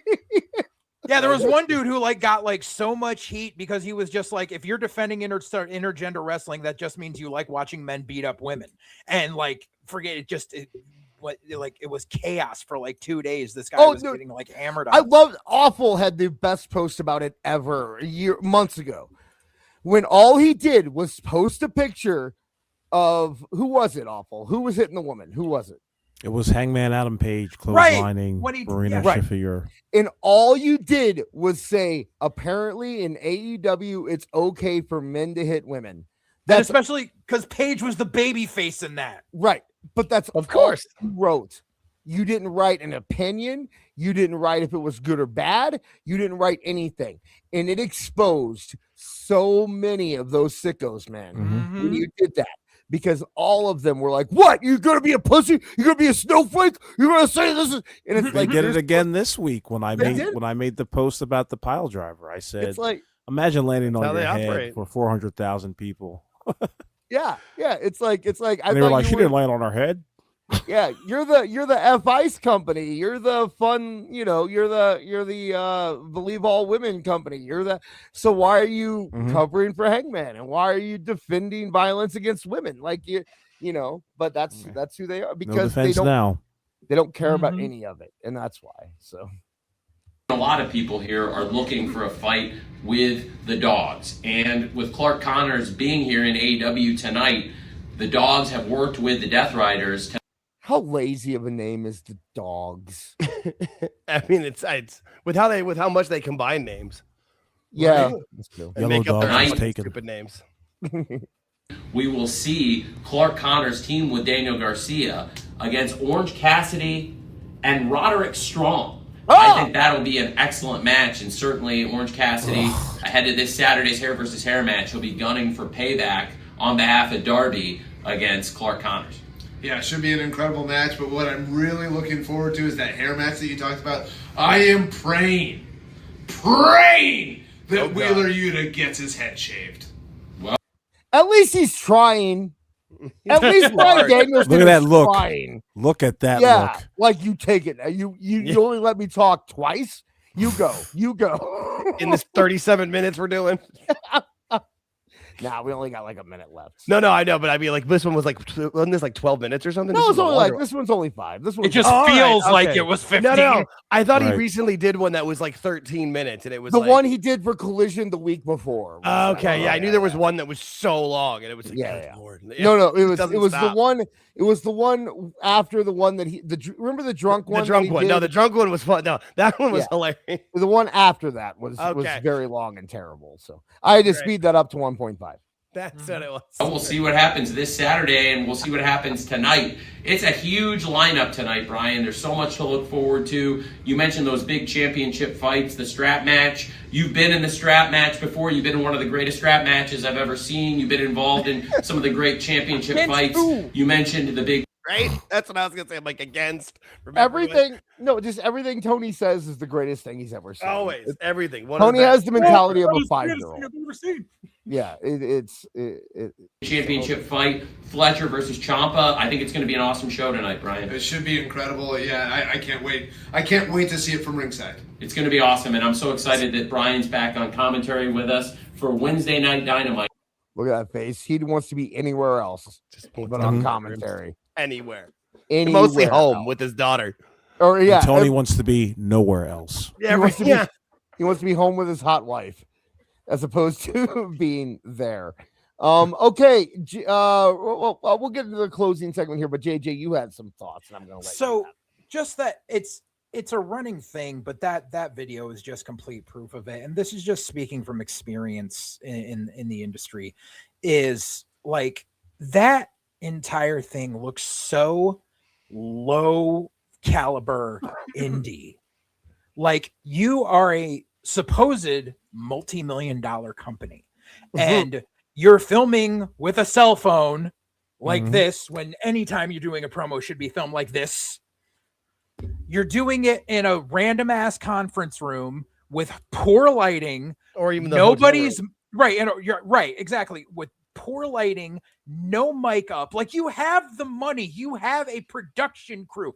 Anytime you see a backstage segment in WWE, you know, it's like, it looks like someone's just walking through the aisle, but there's freaking spotlights off and there's someone holding a boom mic and it's professionally done. This looks like absolute shite.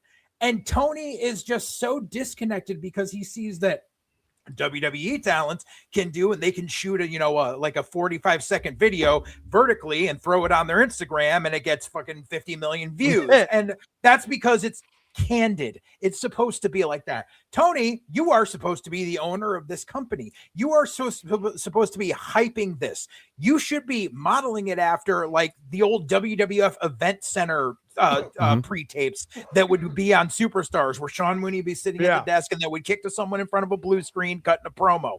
Like even like when they were doing the shit with TNA, him and Shivani, you could tell it was in front of a terrible green screen with like a freaking cable access studio. Like just just get a microphone, get a lapel mic, even like the lighting, whatever. Get a lapel mic. Well, like freaking YouTubers who do gardening videos have a better setup than this billionaire Nepo baby. JJ, you have a better setup. You look better right now than he did. And I said it when he first started doing this, I said it, you have Tony Schiavone there. Tony Schiavone is the man that was built to be the guy. If you can't get Sean Mooney, you get Tony Schiavone. Right. He should be sitting behind a desk with TV screens in the background, hyping up your show. Why are you doing it yourself? Use Ian Riccaboni. Yeah, fine. Do whatever. He has to do it. That's Tony, man. There was a time where Tony Schiavone, if you guys remember, they were doing that. They were doing just that. Yeah. Remember, they were in front of a green screen, and I think at the back of it said AEW Wrestling and all the 80s font and all that. Yeah. Yep. So why they ran from that is beyond me. But it also lends to another question. Do they have a in-house production team, or do they rent is everything outsourced? Didn't we find that out with the lawsuit? The guy that's suing. No, that's how they do it. Everything. Right. Yeah, they use local production. Everything's outsourced. No one knows how to cut a promo. Every time you see a backstage segment, you know that it's like like when Moxley's sitting in a wheelchair, in a stairwell, or anything like that. You can tell that these guys all still have an indie mind. Like, you are on TV, especially if it's a backstage segment. Fucking pre-tape it. Yeah. Do a couple of takes. Like, it's not that hard. But that'd be WWE style. They can't do anything professional. That's my first freaking year in the business, I had to get together with my commentary partner after a show. We had to cut together 3 bumpers for the DVD, for a beginning, a middle point, and an end point. And it was filmed in my boss's apartment in front of a black backdrop that was just black sheets. He had a spotlight. We stood there, and to cut 3 30-second bits took us 3.5 hours, because he's like, stop, no, do it again. Stop, no, do it again. And take multiple takes, so we have everything. And like, if I started like rambling in it, he'd be like, stop, nope, bring it back. That was my first year. That was 20 freaking years ago. Was he particular, or was he just an asshole? Both, but I loved him for it. Because I got better because of how bad it was. It's like there would be times where we would be pre-taping commentary, and it would be my boss Mike Milano and Just Incredible sitting behind us, and I would say something stupid. I get whacked in the back of the head with the ruler. They were dicks, but I learned. Swing Bass or Swing Bass, I'm not sure which one it was. 05. Here's the theory: maybe they don't have the money for a big production. If they had the funds for a true professional presentation, they would do it. Here's the thing. What? Tony, this is exactly what Tony wants. Tony wants to make you think it's a mega powered indie. Yeah, he's the everyman. He's you, man. He's just like you. He's going on his live. He's talking to you like he's one of your friends. He isn't a mega billionaire Nepo baby. He's just like you, and that's the image that he wants to portray. Which, when you are trying to be a competitor to the biggest wrestling company in the history of mankind, it's a terrible idea, right? All these other. I was gonna say, or he just thinks it's okay. He thinks it doesn't matter and it's fine, and that might be it too. I'm not sure, where he just doesn't have the intuitiveness to know that he needs to be better. He thinks no one cares. It'll be fine. It'll be okay. And this is what happens. Awful. What were you saying? I think he just needs to change his attire. Maybe show up in a t-shirt. Do what all the tech billionaires do. Show up in a black T-shirt. I think a couple times with a bottle of way Sweet back Baby Ray's sitting in back for no reason. Anything at this point. I mean, it's better than a goddamn time cop cake. So anything's better than a time honestly. cake. I think the videos would be better would be received better if Tony would just do the selfie cam, hold the camera up, do it. At least then you are relatable. But when it's the camera's pulled back like that, and it's not relatable at all that way. Like if he did selfie footage like Adam Pearce does when he does his morning announcements walks for Raw. Yeah, but I mean that looks more professional and it looks personable. Right. Tony looks stilted and professional. It looks like, you know what it looks like? It looks like one of those old instructional videos from like 1992 where they were like teaching you how to make a Jack in the Box hamburger or something. And it was like, the camera's pulled way back. Nothing's going on in the background. And someone's just talking. That's what it looks like. Yeah. And it's because he doesn't understand what is professional anymore. You know what I mean? Like he never did. Yeah, no, exactly. And he always thought he did. He had to be the one in charge. He's got. It's so crazy to see somebody with just a massive amount of resources go through their business this way. It's just very. Well, he doesn't listen to anybody. He doesn't listen to anybody. So wild. You would think billionaires would listen to people. Like no, be one of the that's he does he not. Knows all. I know for a fact that man doesn't listen to anybody. Okay. Yeah. Unless they're telling him exactly what he wants to hear. He doesn't listen to anybody. So. That's crazy how childhood traits can metastasize into this. So we got a few more super chats. Regina Sharp, time Culk, starring Jean-Claude Van Damme. Time Culk. I think I was going to say time cuck, but if you want to say time Culk, either way, whatever works. And man, she's just the Joe Biden dating game for $5 from Regina Sharp. Another $5 from Regina. Tony Khan would do videos much better if he embraced death. Oh God, he basically does the way he goes and rambles. We need to pull up that warrior video again sometime. Yeah. All right, we are not. Well, once again, we're gonna have to pass on Matt Damon. Hopefully, he'll. We'll see you next show. But we are at the end of the show.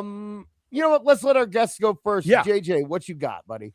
Oh, okay. Yeah. So you can find me over on my YouTube channel, which is down in the description there. I'm also going to say hello in the chat right here. The Full Circle Radio Network. I have a wrestling podcast called White Heat that's been a little off and on because my co-host has been doing some life stuff.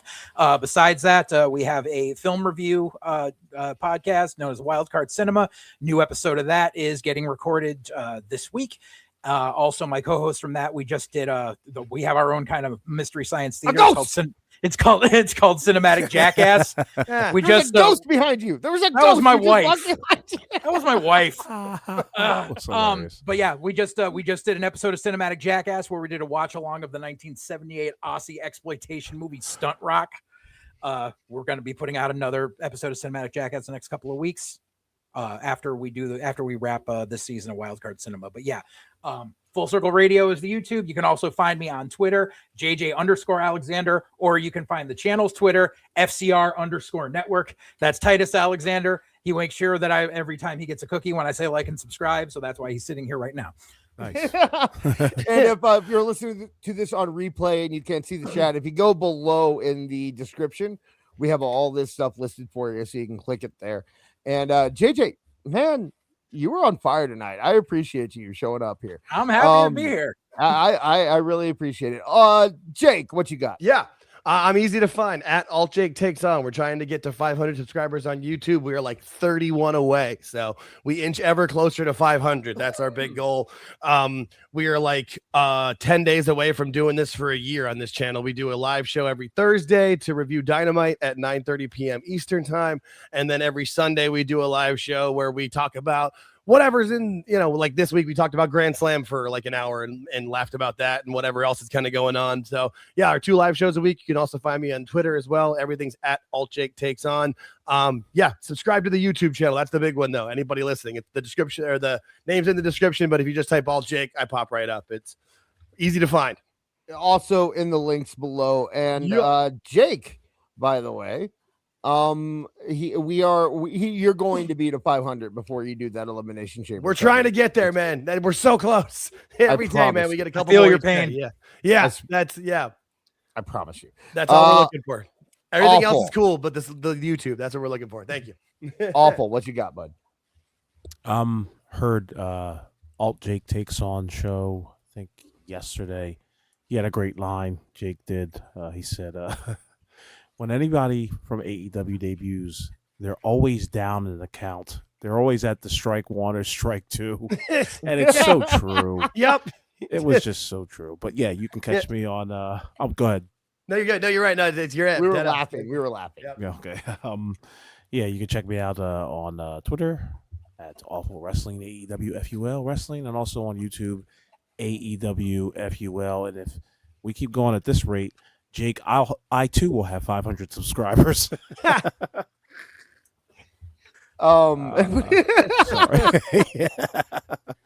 Holy cow. But yeah, you can check me out on This Is Awful as well on Saturdays at 10.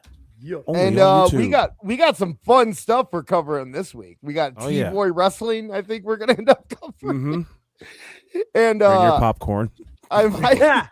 So Awful, I'll pitch this on the air. Do you want me to have Max read some of that AEW comic book out loud and record? Sure, it? I think I told you privately. Yes, absolutely. That would be fun. So we might have that going for this week. We also have to have pictures devoted to it. Oh, I have the whole thing. Don't worry. I'm gonna. If I do it, I'm gonna make a whole visual novel out of it. So Alrighty. if you're interested in the AEW comic, and a lot of people said they wanted to figure out something else Max could read, so we might have Max reading that later this week. But I'm gonna forego my plugs. Obviously, to come to Tooney Talk Wrestling every Tuesday. And if you see any other videos, please support them. But also, I guess I should say, go check out the M4 Empire from Marv. He's doing his movie stuff over there. That's where he is. He's taking a break from wrestling and doing that. So the link is below. But I do want to give a shout out right now to really all of the listeners, the supporters, the Regina Sharps, the Ericas, anybody, whether you super chat or not, the Mike Glass and you and Cumias and Denisha's and LK's and everyone in the chat. I said Eric.